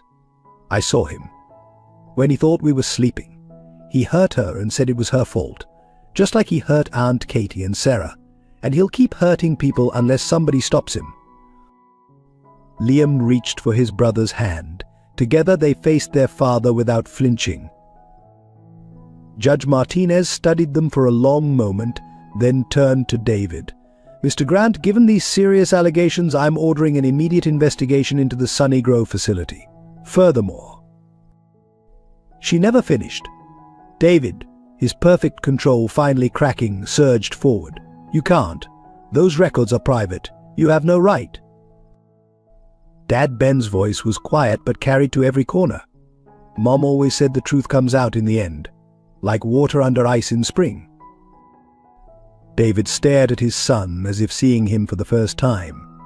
In that moment of distraction, Russell moved, pulling a final USB drive from his pocket and sliding it to the bailiff. The security footage, he said clearly, from both accidents. I kept copies. I kept everything. Judge Martinez's next words were drowned out by the sound of handcuffs clicking around David's wrists. Emily gathered her boys close as their father was led away, his expensive suit suddenly looking like the costume it always had been. But Henry barely saw it. His eyes were fixed on the courtroom window, where the cardinal sat in the snow-covered branches of an old oak tree. Just for a moment he could have sworn he saw Sarah smile. While David was being processed at the county jail, Henry led Emily and the boys through the silent house to Martha's study. The room had remained largely untouched since her death, preserved like a museum of memories. But now, with trembling hands, Henry unlocked the bottom drawer of her desk, the one he'd never had the courage to open before. Martha kept everything, he explained, pulling out a thick leather journal. Every woman she helped, every secret she uncovered. But this was her personal record. Emily sat beside him, the boys pressed close on either side, as Henry opened the journal to a page marked with a pressed cardinal feather. Martha's elegant handwriting filled the pages. Katie came today, another victim of David Grant. Though she doesn't want Emily to know, she's gathering evidence about his foundation, how he uses it to identify vulnerable women, how the money moves through shell companies. She's scared but determined. Reminds me of Sarah. But Emily's breath caught. Henry turned the page. Sarah's joined our cause. She has her father's sense of justice and my stubborn streak. Together with Katie, they might actually bring David down. But I'm worried. He's noticed them asking questions. Russell warned me today that David's getting suspicious. The next entry was dated 3 days before Sarah's death. Katie has proof, real proof. Financial records, witness statements, everything. Sarah's meeting Russell tonight to verify the last pieces. I should tell Henry, but the cancer makes it hard to think clearly. If anything happens, the evidence is hidden in. The writing became shaky, trailing off into an illegible scrawl. The next entry was in different handwriting, Sarah's. Mom's too sick to write, but I need to record this. Katie showed me everything. The foundation is worse than we imagined. David isn't just hurting women, he's systematically destroying anyone who might expose him. I have to stop him. For you, Mom, for Katie, for all of them. That was the last entry before Sarah's accident, but there was one more, dated the day before Martha died, her handwriting barely legible. Henry, my love, if you're reading this, I'm sorry I couldn't tell you everything. The cancer took my voice, but not my purpose. Look behind the greenhouse roses, the white ones Katie planted. Sarah's final proof is there, waiting like a seed in winter. And Katie, sweet Katie, she's alive. David thinks keeping her alive gives him leverage, but she's actually his weakness. The truth sleeps with her, waiting to wake. Trust the cardinal, it will show you the way. Ben wiped tears from his eyes. "That's why the cardinal keeps appearing. Grandma Martha sent it." Henry smiled gently. "Your grandmother believed cardinals were messengers from those we've lost, signs to help guide us home." Emily was already on her feet. "The white roses. We need to check them now." In the greenhouse, under the soft glow of winter sunset, they found it. Behind the rose bushes Katie had indeed planted years ago, Martha had hidden a waterproof container. Inside was a USB drive, photos, and a handwritten confession from Russell dated the day of Sarah's accident. But most importantly, there was a detailed map of Sunny Grove facility, with Katie's exact location marked. Martha had known all along, had been protecting this information until the right moment. She knew, Emily whispered, holding the map like it might dissolve. She knew Katie was alive, knew we'd need this someday. Mom Liam tugged at her sleeve, pointing at the window. The cardinal sat there, watching them with bright eyes. Henry felt tears on his cheeks. Martha used to say that love is like her winter roses. It might look dead on the surface, but underneath it's just waiting for the right moment to bloom. Thomas appeared in the greenhouse doorway, his face flushed from the cold. "The police are heading to Sunny Grove now. Judge Martinez issued an emergency order. Do you want to?" Yes, Emily stood, gathering her children close. "We need to be there when they find her." As they prepared to leave, Henry lingered in the greenhouse for a moment. The cardinal hopped closer, tilting its head as if in question. "You were right, Martha," he whispered. "About everything. About David, about Katie. About family being more than blood." The bird chirped once softly, then flew to land on Sarah's old garden stake, the one she'd made in school, painted with crooked sunflowers. Emily returned, touching his arm gently. "Henry, we should go." He nodded, but paused at the door. "Martha kept faith," he said quietly. "All those years, through everything she kept faith that the truth would come out, that love would win in the end." Like her winter roses, Emily smiled through tears. "Like her winter roses," Henry agreed. "And now it's our turn to keep faith. For Katie, for Sarah, for all of them." They locked the greenhouse carefully, but not before Henry noticed something extraordinary. The white roses Katie had planted, dormant for so long, had begun to bud despite the winter cold. Martha's final message, blooming at last, hope survives even the deepest freeze. Outside, snow began to fall softly, like benediction. The cardinal led their way to the car, flying ahead as if guiding them. Behind them, the old house stood watch, its windows glowing warmly against the gathering dark, no longer a museum of memories, but a sanctuary for healing, for justice, for love that outlasts winter.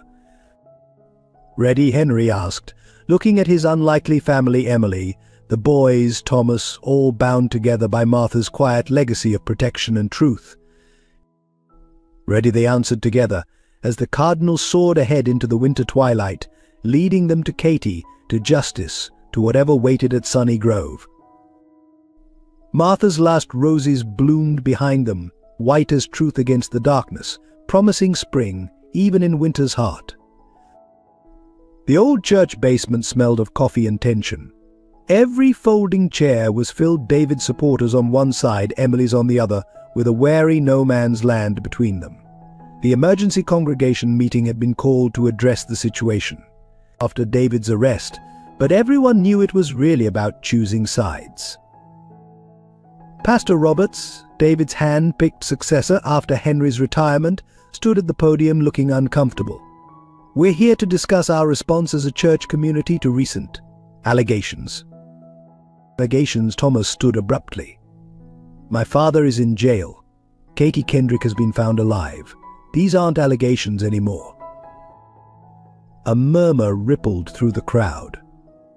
M.S. Winters, David's most vocal supporter, rose with practiced dignity. "David Grant has been a pillar of this community. His foundation has helped countless women. Are we really going to turn our backs on him based on the word of an unstable ex-wife and a disgraced pastor? The words hit Henry like physical blows, but he remained seated, watching Emily comfort Liam, who had started wheezing at the tension.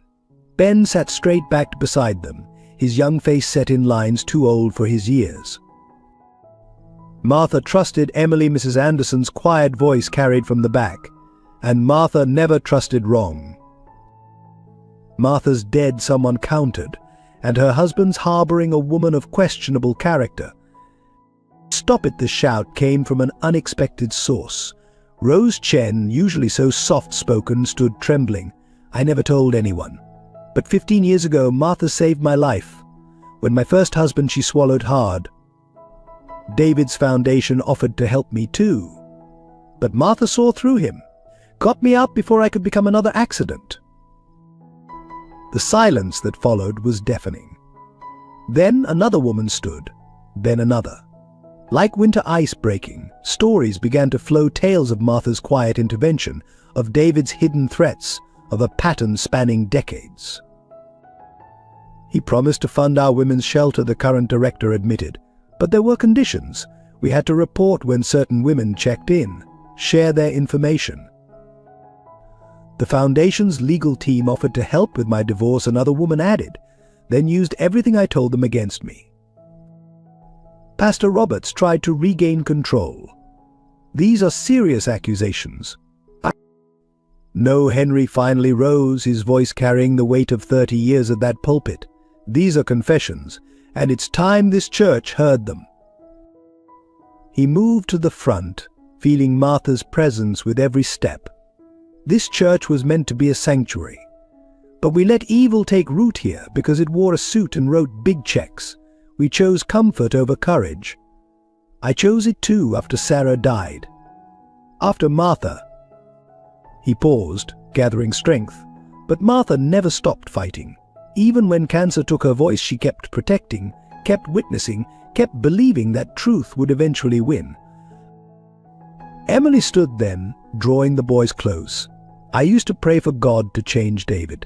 Now I realize God was changing me instead, giving me strength through Martha's legacy, through Henry's kindness, through this community, the real community, not the one David bought.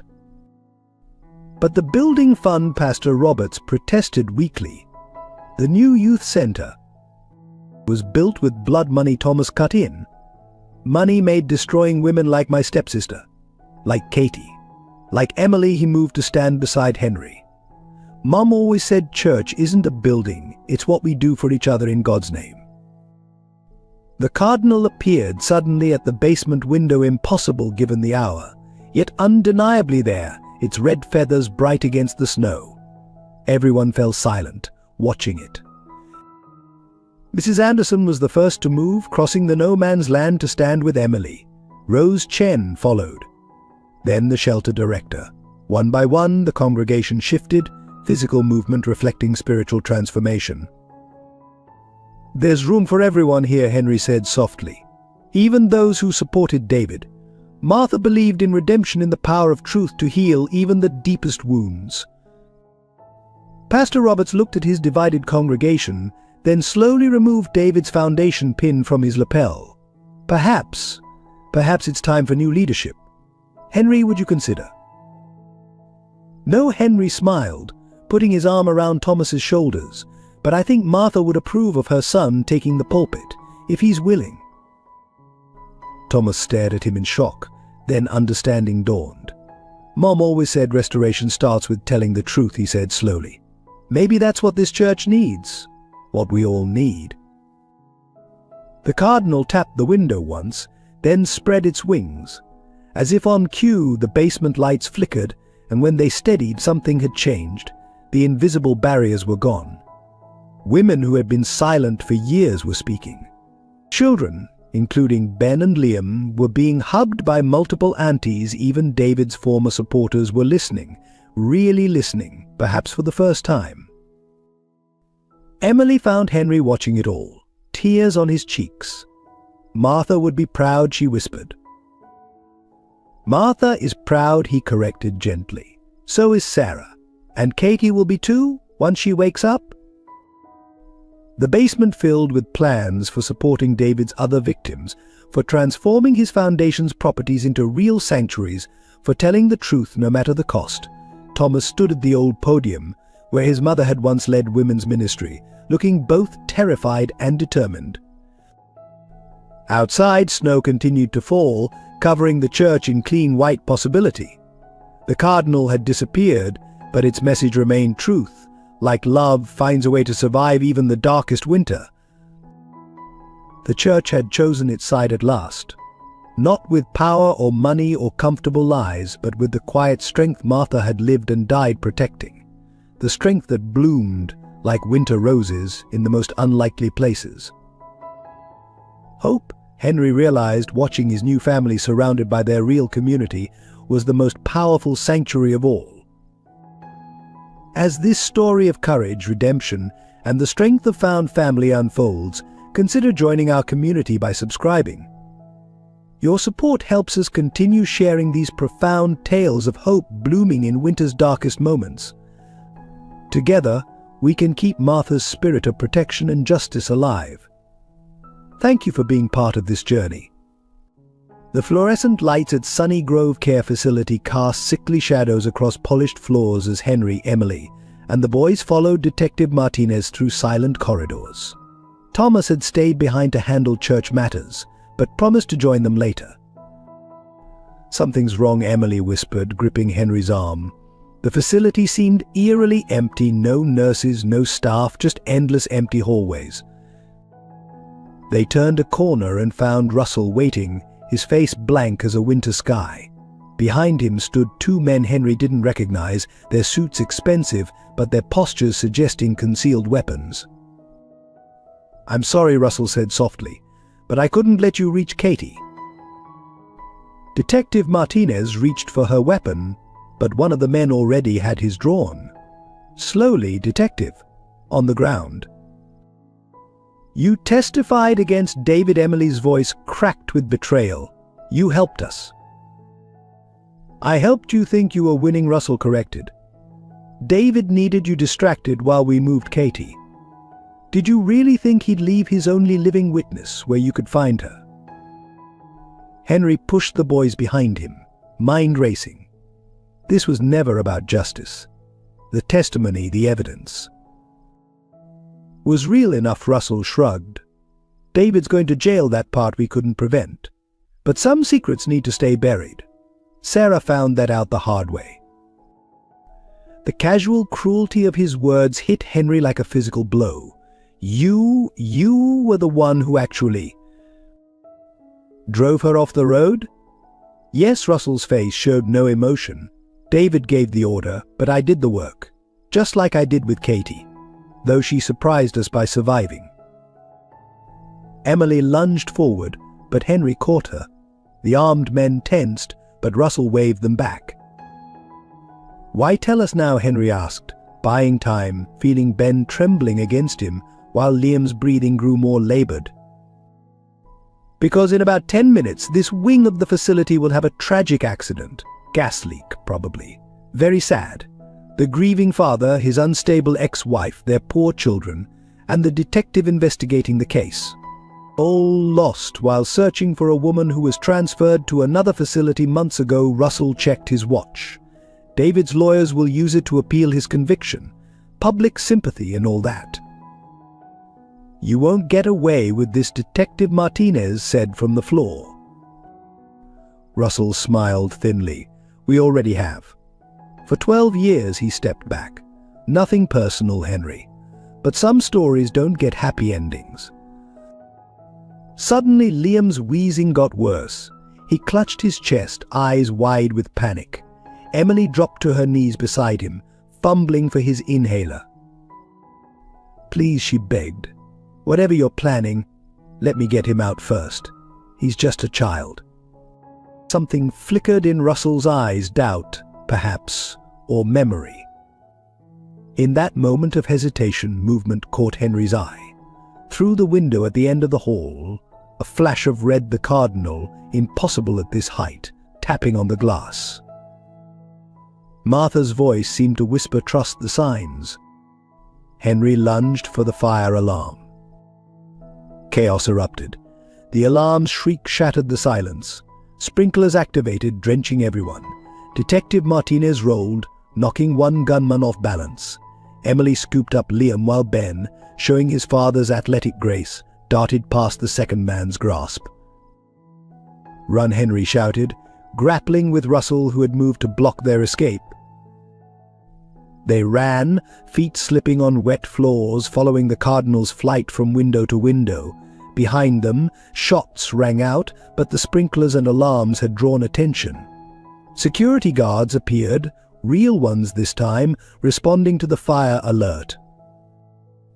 "The chapel," Henry gasped, recognizing their location. Martha said, "Every hospital has one." They burst into the small chapel, its stained glass windows dark with night, and there, kneeling in prayer as if she'd been waiting for them, was an older woman with Katie's eyes. "Mom," she smiled at Emily, her voice rusty with disuse. "Martha said you'd come." Before Emily could respond, Russell appeared in the doorway, gun raised. How he stared at Katie. "You were sedated. Secured." "Martha had friends everywhere," Katie said simply. "Even here. Especially here. They've been helping me recover, waiting for the right moment." She stood straighter. "The same friends who have been recording everything you just said in the hallway."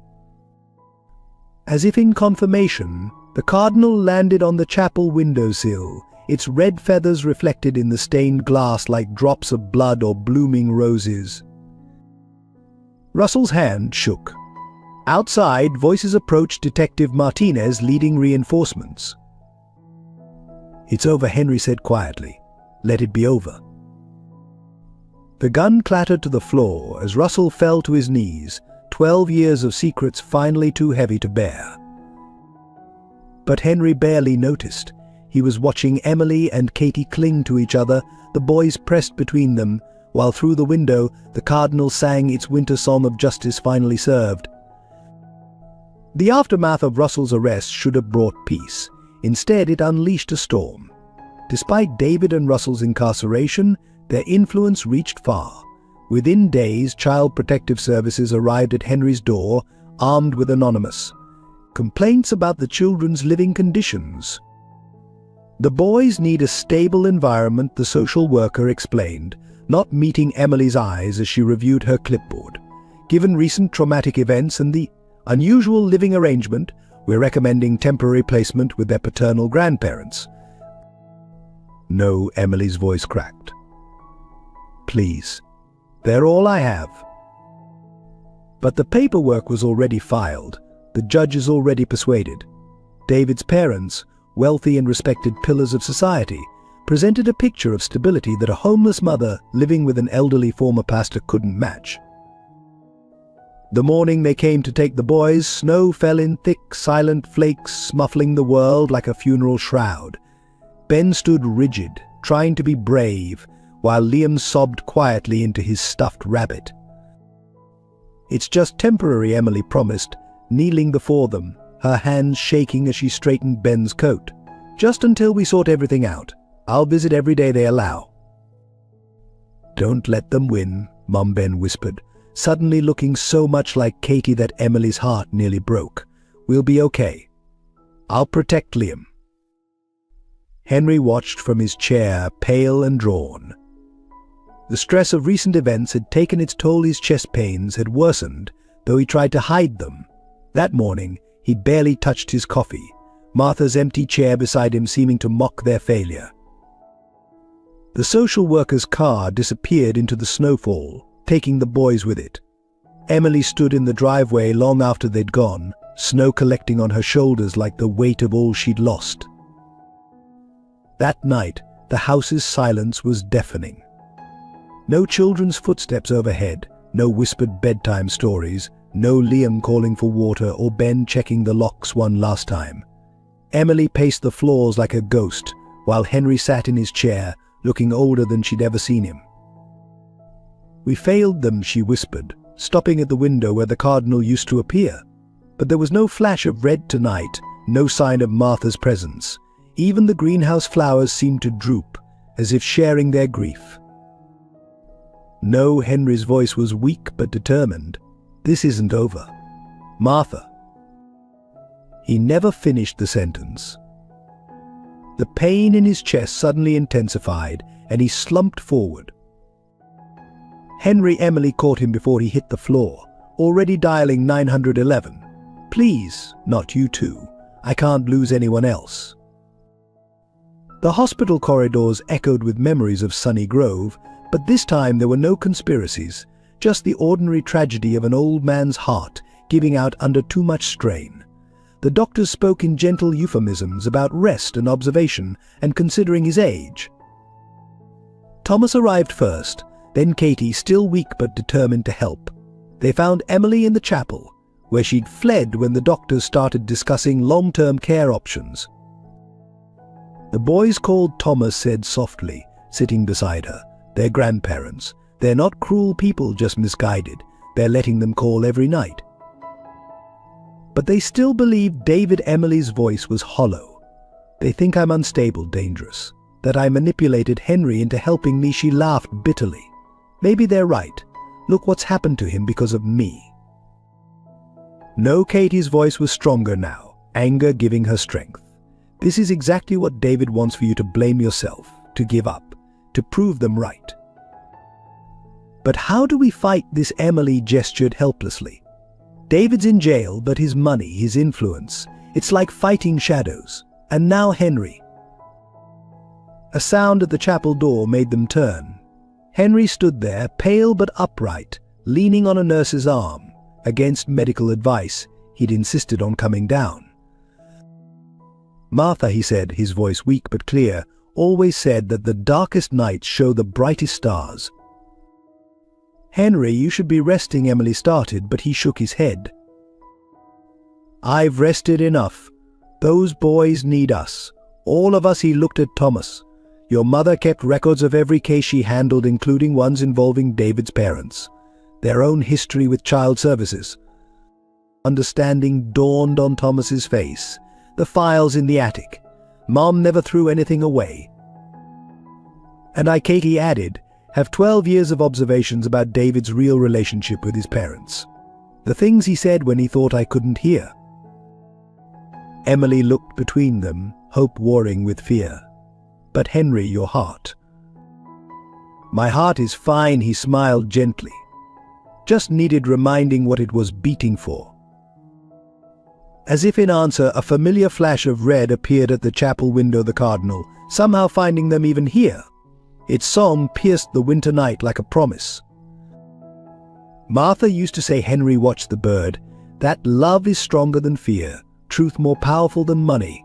And family isn't about blood, it's about who fights for you when the night is darkest." Emily stood, strength returning to her spine. Outside, snow continued to fall, but now it looked less like a shroud and more like a clean page waiting to be written. They had work to do. The boys were waiting. And somewhere Martha was watching. The storm hit River Bend with apocalyptic fury. Roads disappeared under feet of snow, power lines collapsed, and temperatures plunged to record lows. The town went dark except for those with generators, trapping everyone where they were, including the boys at their grandparents' mansion. Emily stood at Henry's window, watching the wind throw snow against the glass like handfuls of salt. The phones were down. The internet was out. Even cell service had become sporadic as towers succumbed to ice. "But they must be so scared," she whispered. Liam's asthma always worsened in extreme cold, and Ben would be trying so hard to be brave for his brother.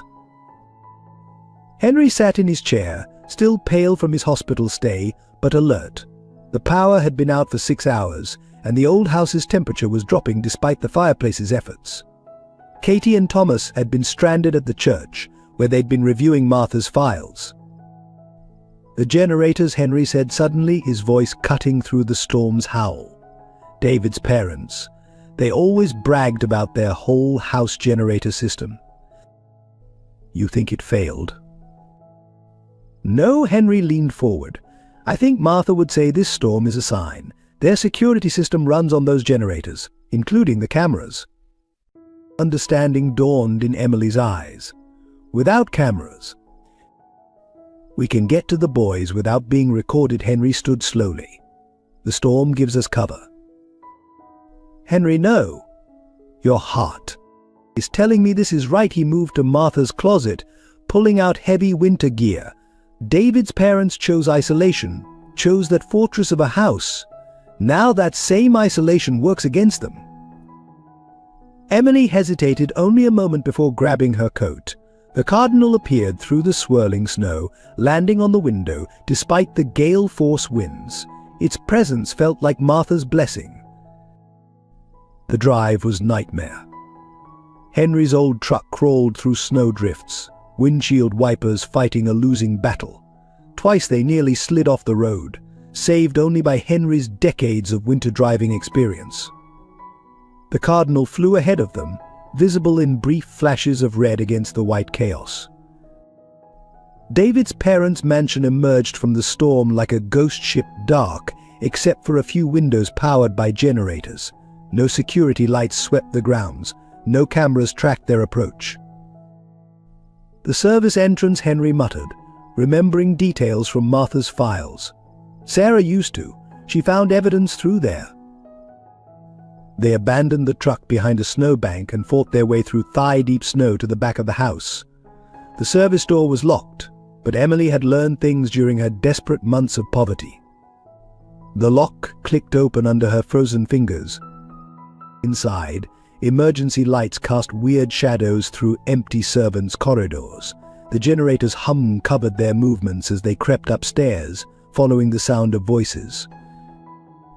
They found David's parents in their study, arguing about the storm, and there, huddled in the window seat, were the boys. Liam's breathing was labored, his inhaler clutched in one small hand. Ben sat protectively beside him, both watching the storm with terrified eyes. Emily stepped into the doorway. Let them go. The grandparents whirled, shock turning to anger. How dare you break in? David's father started. Like you broke into my sister's life. Katie appeared behind them, snow-covered and determined. Thomas stood beside her, holding Martha's files. The storm, he explained to Henry's questioning look. We couldn't let you do this alone. This is kidnapping, David's mother snapped, reaching for the phone. Lines are down, Thomas said calmly. And we're not kidnapping anyone. We're returning children to their legal guardian with evidence of your interference in custody arrangements. He dropped Martha's files on the desk, including records of how you helped David hide Katie, how you paid off judges, how you used your reputation to bury the truth, just like you did with your own children. The older couple paled. You can't prove. Actually, Katie stepped forward. I can. 12 years in a private facility gives you lots of time to remember details, like conversations you had when you thought I was too drugged to hear. Grandpa Henry. Liam's cry broke the standoff. He launched himself across the room, Liam close behind. Emily gathered them close, checking Liam's breathing while Ben stood guard, so like his father in stance but so different in spirit. The storm raged outside, but in that moment something else broke. David's mother sank into her chair, suddenly looking old. We thought we were protecting him, she whispered. David. He was always so special, so gifted. We couldn't see. That's the problem, Henry said quietly. You saw what you wanted to see, just like I did after Sarah died. But Martha saw the truth, and now everyone else will too.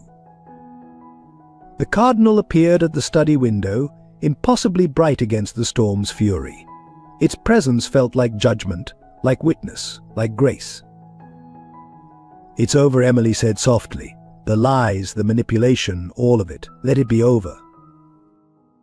Outside, the storm began to ease, as if nature itself recognized the moment when truth finally overcame decades of deception. The boys clung to Emily while Katie supported Henry, his strength fading but his eyes bright with triumph. Thomas gathered Martha's files, each page a brick in the wall of truth they'd built. The cardinal led them home through gentling snow, its red feathers like beacons in the winter night. Behind them, in that mansion built on secrets, two old people sat in their generator-powered light, finally facing the darkness they'd created.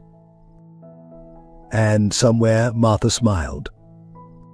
The hospital room was silent except for the steady beep of Katie's monitors.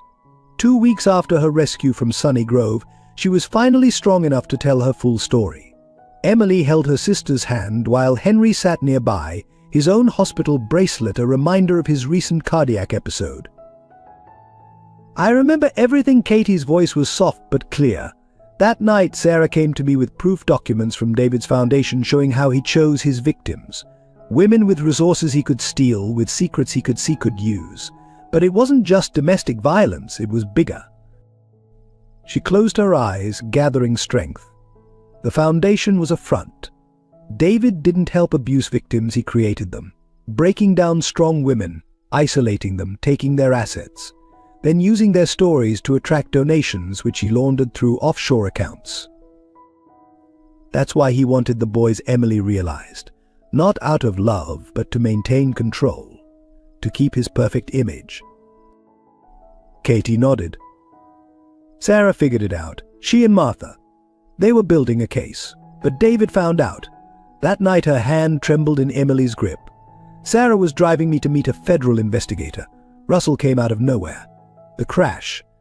I remember Sarah trying to protect me. Henry leaned forward, his face pale. What happened to the evidence? Sarah had backup plans. She never trusted Russell completely. Before we left that night, she hid copies in 3 places. One with Martha, the files you found. One with someone she called the Guardian, I never knew who. And one. Katie managed a small smile. One in plain sight, where David would never think to look. A soft tap at the window made them turn. The cardinal sat on the snowy sill, its head tilted as if listening. The church, Henry breathed. Sarah was youth minister. She had office space. But in the basement, Thomas finished from the doorway, where he'd been listening, next to Mom's women's group room. But we searched there after she died. Not everywhere. Katie's voice strengthened. Sarah said she hid it where only someone who knew Martha's work would look. Something about winter roses. Emily gasped. The memorial window. The one with the rose pattern that Martha designed. Behind it, Henry stood shakily. Martha insisted on that design, said it had to be installed just right. They found it that evening, after visiting hours. Thomas used his new pastor's keys to let them into the church basement. The memorial window glowed faintly in the winter twilight, its stained glass roses seeming to shimmer. Mum always said real beauty hides in plain sight, Thomas murmured, carefully removing the window frame. There, in a space Martha had specifically designed into the wall, was a waterproof container. Inside they found everything: financial records, witness statements, photos of David with known criminals. But most damning were the recordings, hundreds of hours of David's own words, documenting his methodology, his victims, his contempt for the women he claimed to help. Sarah was wearing a wire that last night, Katie explained as they reviewed the evidence. She knew it was dangerous, but she wanted backup in case anything happened. The final recording was Sarah's voice, clear and determined. Mom, Dad, if you're hearing this, I'm sorry for the risk, but someone has to stop him. The roses will bloom in winter when the truth comes out. I love you both. Henry sat heavily in a pew, tears falling freely. Emily held Katie's hand while Thomas secured the evidence. Outside, snow fell softly, and the cardinal kept vigil at the window. We need to move carefully, Thomas said finally. David still has allies, even in jail, if we take this to the authorities. Not the local police, Katie interrupted. Sarah had a contact at the FBI, Agent Rivera. She's still there, I checked. She never closed Sarah's case, even when they forced her to stop investigating. Emily straightened, warrior spirit rising. Then we go to her, all of us, with everything. It won't bring Sarah back, Henry said quietly. No, Katie touched his shoulder gently. But it will finish what she started, what Martha continued. The truth doesn't just set us free, it protects others from suffering the same fate. The cardinal tapped the window once, then spread its wings against the snow-filled night. Its red feathers reflected in the rose window, creating patterns like drops of blood or blooming flowers. Martha always said, Henry stood slowly, strength returning to his voice, that God's justice moves like winter into spring, slowly, steadily, unstoppably. They gathered the evidence carefully, each piece a seed of truth waiting to bloom. Outside, the cardinal led them through the snow, its bright feathers marking the path to justice like Martha's roses blooming in winter's heart. The time for hiding was over. Now was the time for truth to flower. FBI agent Rivera's office was a small, windowless room filled with case files and cold coffee cups. She listened without interruption as Henry, Emily, Katie, and Thomas presented their evidence, the cardinal watching from a bare tree outside the only window. I've waited 12 years for this, Rivera said finally, touching Sarah's photograph on her desk. They shut down my investigation, transferred me to desk duty, but I never closed the file. Sarah Matthews was special, the kind of witness who changes everything. She opened a locked drawer, pulling out a worn case file. The night she died, Sarah had contacted me. She was bringing a witness, Katie, and evidence about David Grant's foundation. When the accident happened, David's influence buried everything. But Sarah...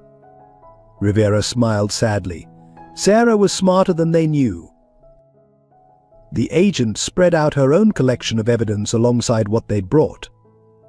She mailed me copies of some documents the day before. Not enough to move on then, but enough to keep investigating. For 12 years I've been following the money that disappeared women, the pattern. Now, with your evidence. David's already in jail, Thomas pointed out, for domestic abuse and witness tampering.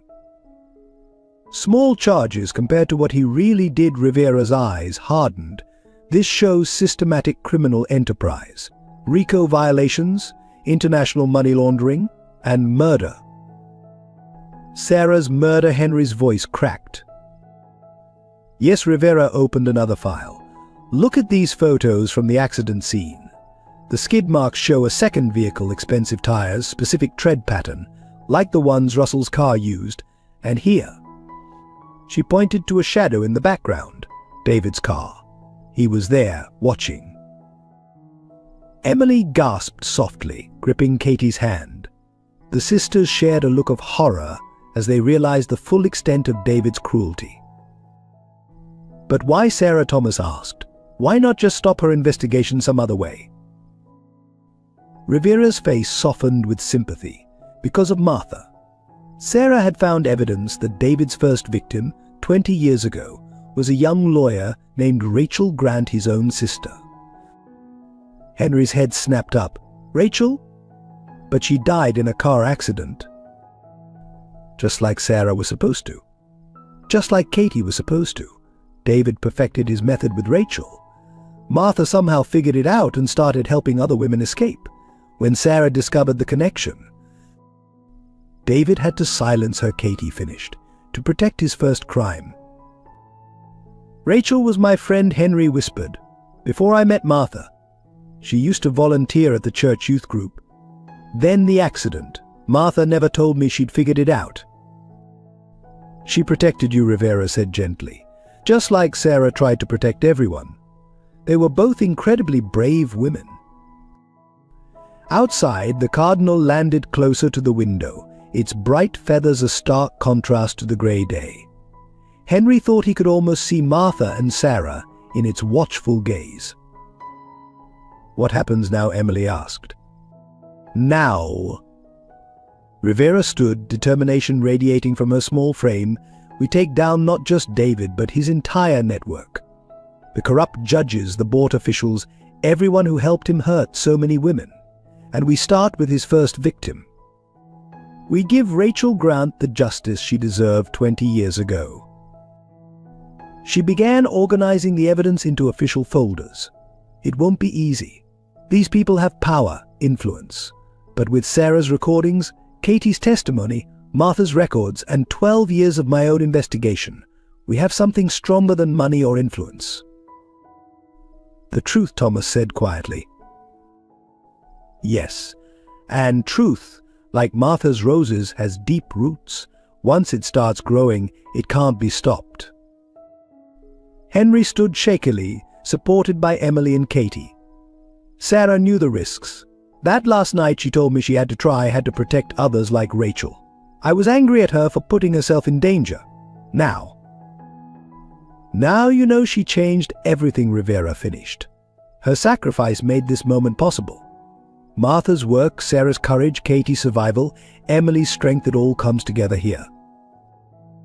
The cardinal tapped the window once, then spread its wings as if in blessing. The winter sun caught its feathers, casting a rose-colored glow across the scattered evidence of so many broken lives waiting for justice. Martha used to say, Henry smiled through tears, that God's justice often moves like winter into spring, slow but unstoppable. Sarah must have learned that from her. They both taught us. Katie squeezed his hand. And now we teach others. Rivera began making calls, setting in motion the machinery of federal justice. Outside, snow started falling again, soft and clean, covering the old tracks and making way for new beginnings. The cardinal led them home through the gentle storm, its bright feathers marking their path like drops of blood on snow, or like Martha's roses blooming in winter, a reminder that even in the coldest seasons, truth and justice can flower. Behind them, in Rivera's office, Sarah's photo smiled down at the evidence she died protecting, while somewhere Martha's spirit watched over them all, her work finally coming to fruition. The time for secrets was over. Spring was coming at last.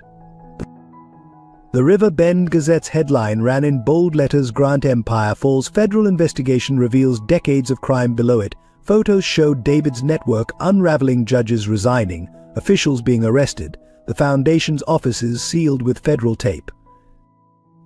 The town struggled to process the revelations. David's perfect image shattered as Rachel's story finally emerged. Old-timers remembered her, the bright young lawyer who challenged her brother's control of the family business, who died so tragically young. Now they learned the truth, and with it came the weight of collective guilt. At Sunday service, Thomas addressed the hushed congregation. We failed, he said simply. We saw what we wanted to see. We accepted easy lies over difficult truths. But today we choose differently. The church basement, once home to Martha's secret ministry, became a legitimate crisis center. Emily, drawing on her legal training, offered free counsel to women seeking escape from abuse. Katie, though still recovering, shared her story to help others recognize the subtle signs of control and manipulation. Mrs. Anderson stood up in a town meeting, tears streaming down her face. I delivered flowers to David's office for 15 years. I saw women come in desperate and leave broken. I said nothing. That silence ends today. She placed her delivery logs in Agent Rivera's hands, adding another brick to the wall of evidence. The ripples spread wider. Other towns discovered similar patterns in their own communities. David's method of using charitable foundations to identify and exploit vulnerable women had been copied by others. As each new case emerged, more people found their courage to speak.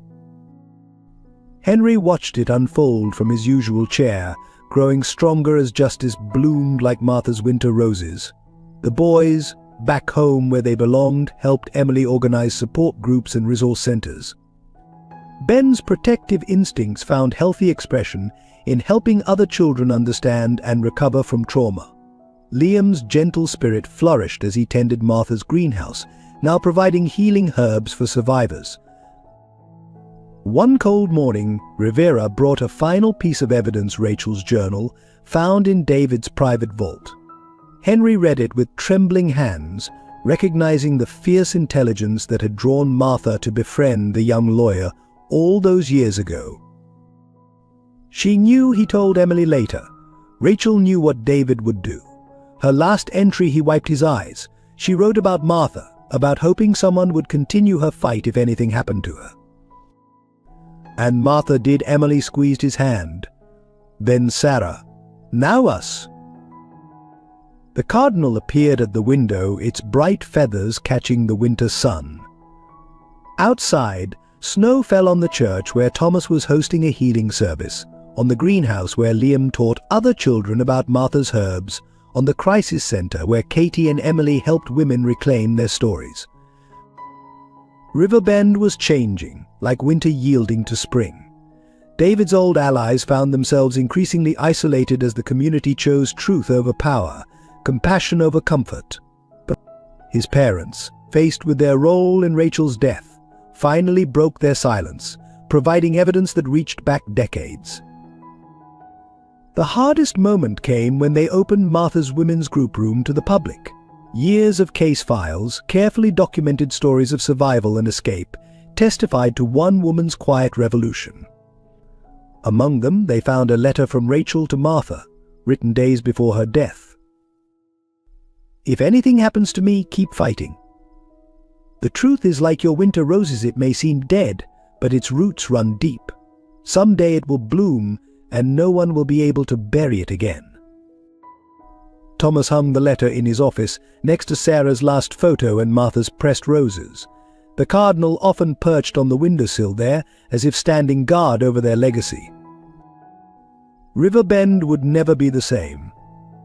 The comfortable lies were gone, replaced by harder but healthier truths. Women who had stayed silent for years found their voices, inspired by Katie's survival and Emily's strength. Men who had looked away learned to stand up, following Thomas's example.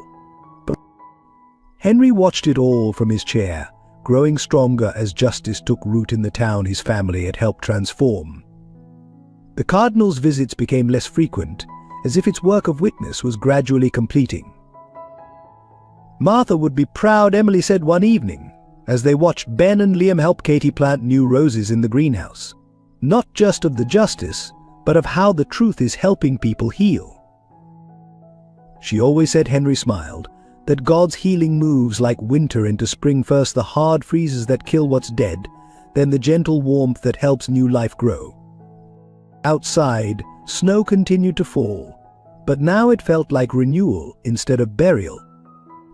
The cardinal led their gaze to the church, where lights burned late as another support group gathered, then to the crisis center where Emily's legal clinic was helping another woman reclaim her life, and finally to the greenhouse where Martha's roses bloomed unseasonably but undeniably.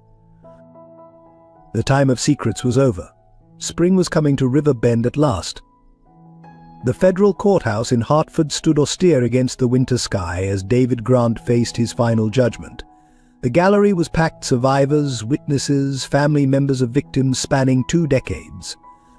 Emily sat between Katie and Henry, the boys safely at home with Thomas. David's empire had crumbled piece by piece over the past months, his network of corrupt officials exposed, his foundation's dark purposes revealed, his family's legacy of violence laid bare. But today was about Rachel, his first victim, his own sister, whose death had started it all. The defendant, Will Rise, Judge Pearson's voice carried authority earned through years of prosecuting domestic violence cases. She had specifically requested to preside over this final phase of David's prosecution. David stood, expensive suit hanging loose on his frame after months in custody. His mask of charm had cracked, revealing something hollow beneath. He barely glanced at Emily or Katie, but his eyes lingered on Henry with something like confusion. "Mr. Grant," Judge Pearson began, "this court has heard overwhelming evidence of your crimes. The systematic abuse of power, the manipulation of charitable institutions, the destruction of countless lives. But today we address your first victim, Rachel Grant." She lifted Rachel's journal, now a key piece of evidence. "Your sister's words, along with Martha Matthews' records and Sarah Matthews' final testimony, have exposed not just murder, but the calculated birth of a predator. The judge paused, surveying the gallery.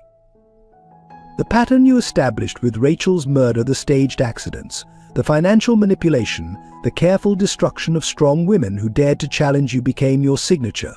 But patterns once recognized become evidence. David's shoulders stiffened as Judge Pearson continued. This court sentences you to life imprisonment without possibility of parole.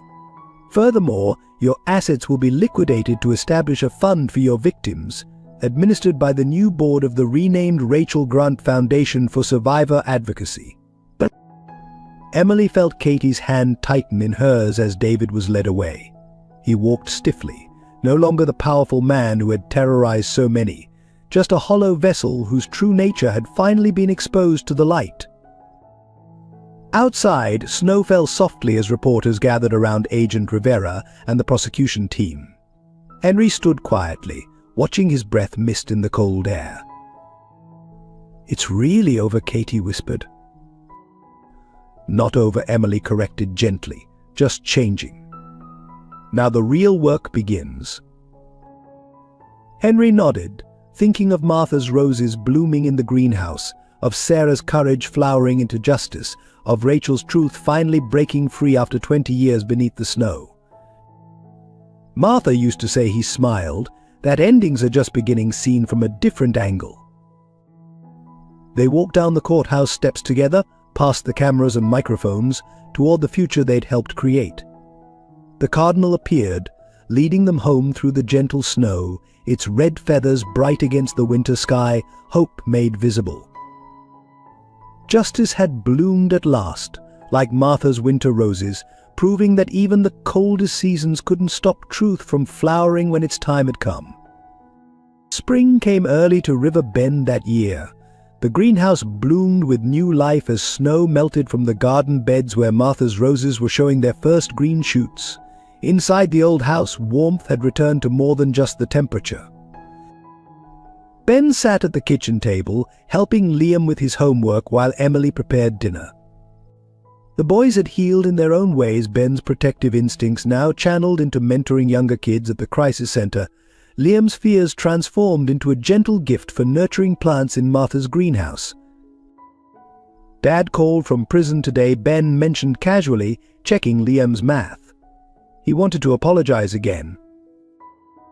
Emily paused in her cooking, but her hands remained steady. David's attempts at redemption were part of their new normal, painful but no longer devastating. "What did you tell him?" "That forgiveness takes time," Ben replied, echoing the counselor's words, "like Grandma Martha's roses." Henry looked up from his newspaper, pride warming his tired face. The boys had taken to calling Martha their grandmother, claiming her legacy as their own. The old house had become truly theirs, filled with new memories layered over the old ones. Thomas visited more often now, his initial resistance to Emily's family transformed into fierce devotion. He'd brought Martha's old quilts down from the attic, teaching Liam how to trace the patterns his mother had sewn while telling stories of her kindness. Katie had moved into the small apartment above the crisis center, close enough for daily visits but establishing her own independence. Her recovery had become a symbol of hope for other survivors, proof that even the deepest wounds could heal. "Henry," Emily said softly, watching him doze in his chair. "The doctor called with your test results." He stirred, smiling at her concern. "All clear. Seems helping truth bloom is good for the heart." The kitchen filled with evening light as the family gathered for dinner.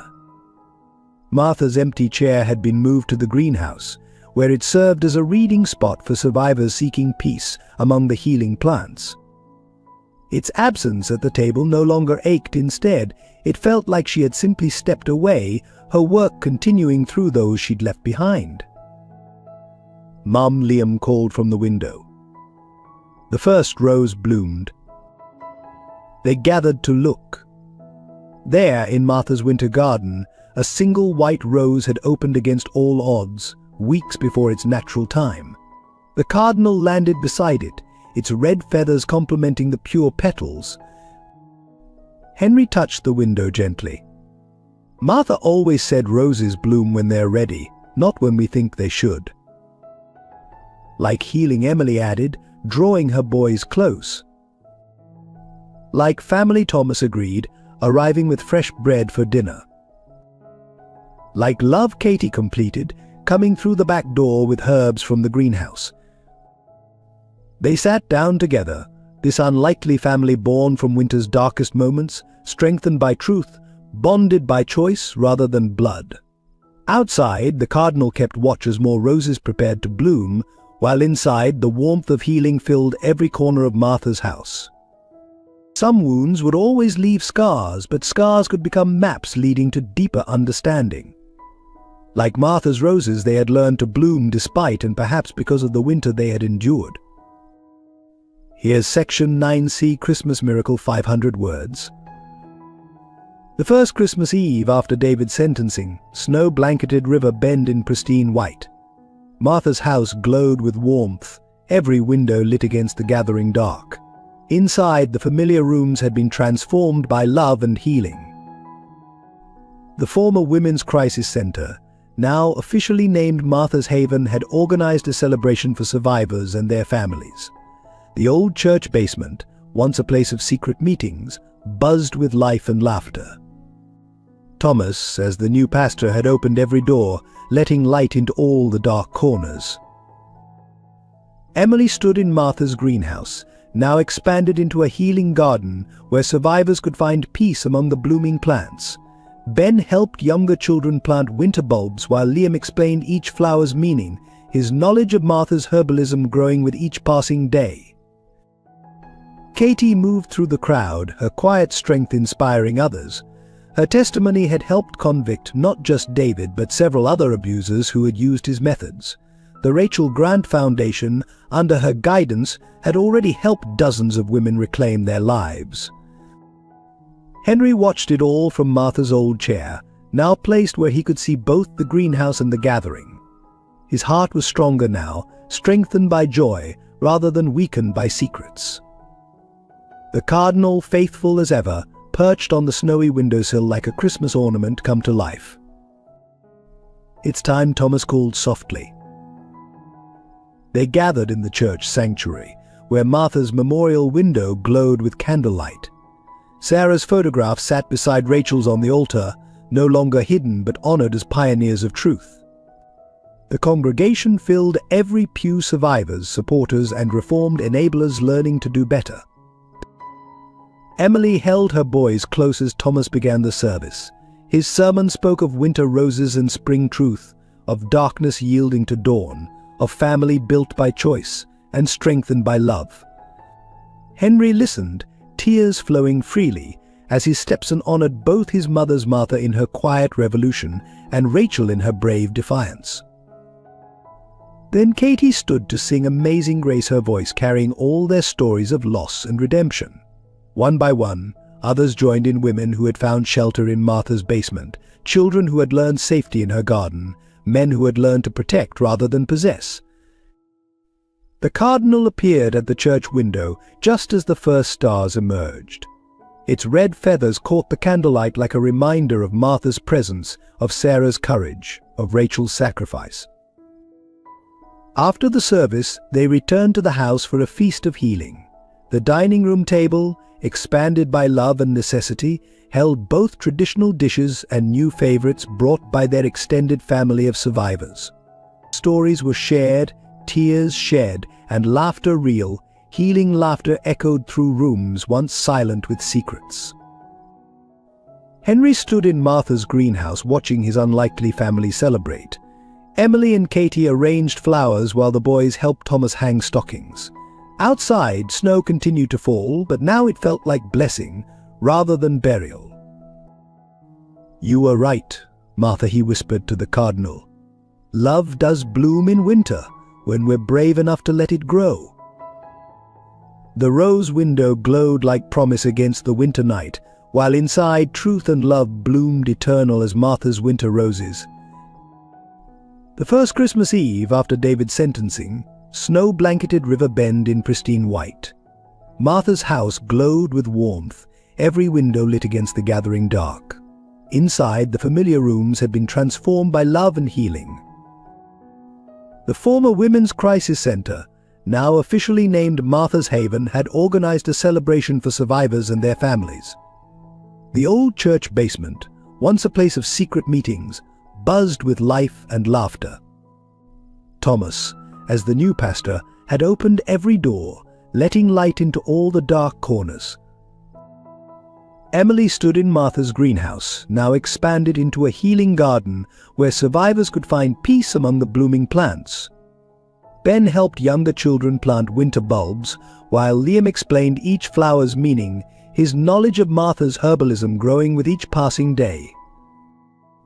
Katie moved through the crowd, her quiet strength inspiring others. Her testimony had helped convict not just David, but several other abusers who had used his methods. The Rachel Grant Foundation, under her guidance, had already helped dozens of women reclaim their lives. Henry watched it all from Martha's old chair, now placed where he could see both the greenhouse and the gathering. His heart was stronger now, strengthened by joy rather than weakened by secrets. The cardinal, faithful as ever, perched on the snowy windowsill like a Christmas ornament come to life. "It's time," Thomas called softly. They gathered in the church sanctuary, where Martha's memorial window glowed with candlelight. Sarah's photograph sat beside Rachel's on the altar, no longer hidden but honored as pioneers of truth. The congregation filled every pew, survivors, supporters, and reformed enablers learning to do better. Emily held her boys close as Thomas began the service. His sermon spoke of winter roses and spring truth, of darkness yielding to dawn, of family built by choice and strengthened by love. Henry listened, tears flowing freely, as his stepson honored both his mother's Martha in her quiet revolution and Rachel in her brave defiance. Then Katie stood to sing Amazing Grace, her voice carrying all their stories of loss and redemption. One by one, others joined in, women who had found shelter in Martha's basement, children who had learned safety in her garden, men who had learned to protect rather than possess. The cardinal appeared at the church window just as the first stars emerged. Its red feathers caught the candlelight like a reminder of Martha's presence, of Sarah's courage, of Rachel's sacrifice.